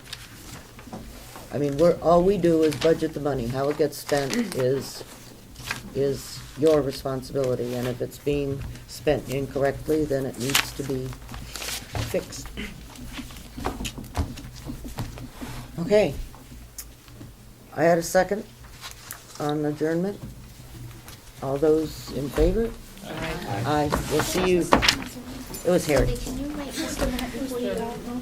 Steve. Why did he? Not a- Chris, you're gonna post a meeting, right, so I'll one more meeting Monday. Yeah, well, I mean, as far as I'm concerned, you can meet at 9, or So whatever, what time- 9:30, I'm sorry. What time did we agree to meet? Noon. For the delegation,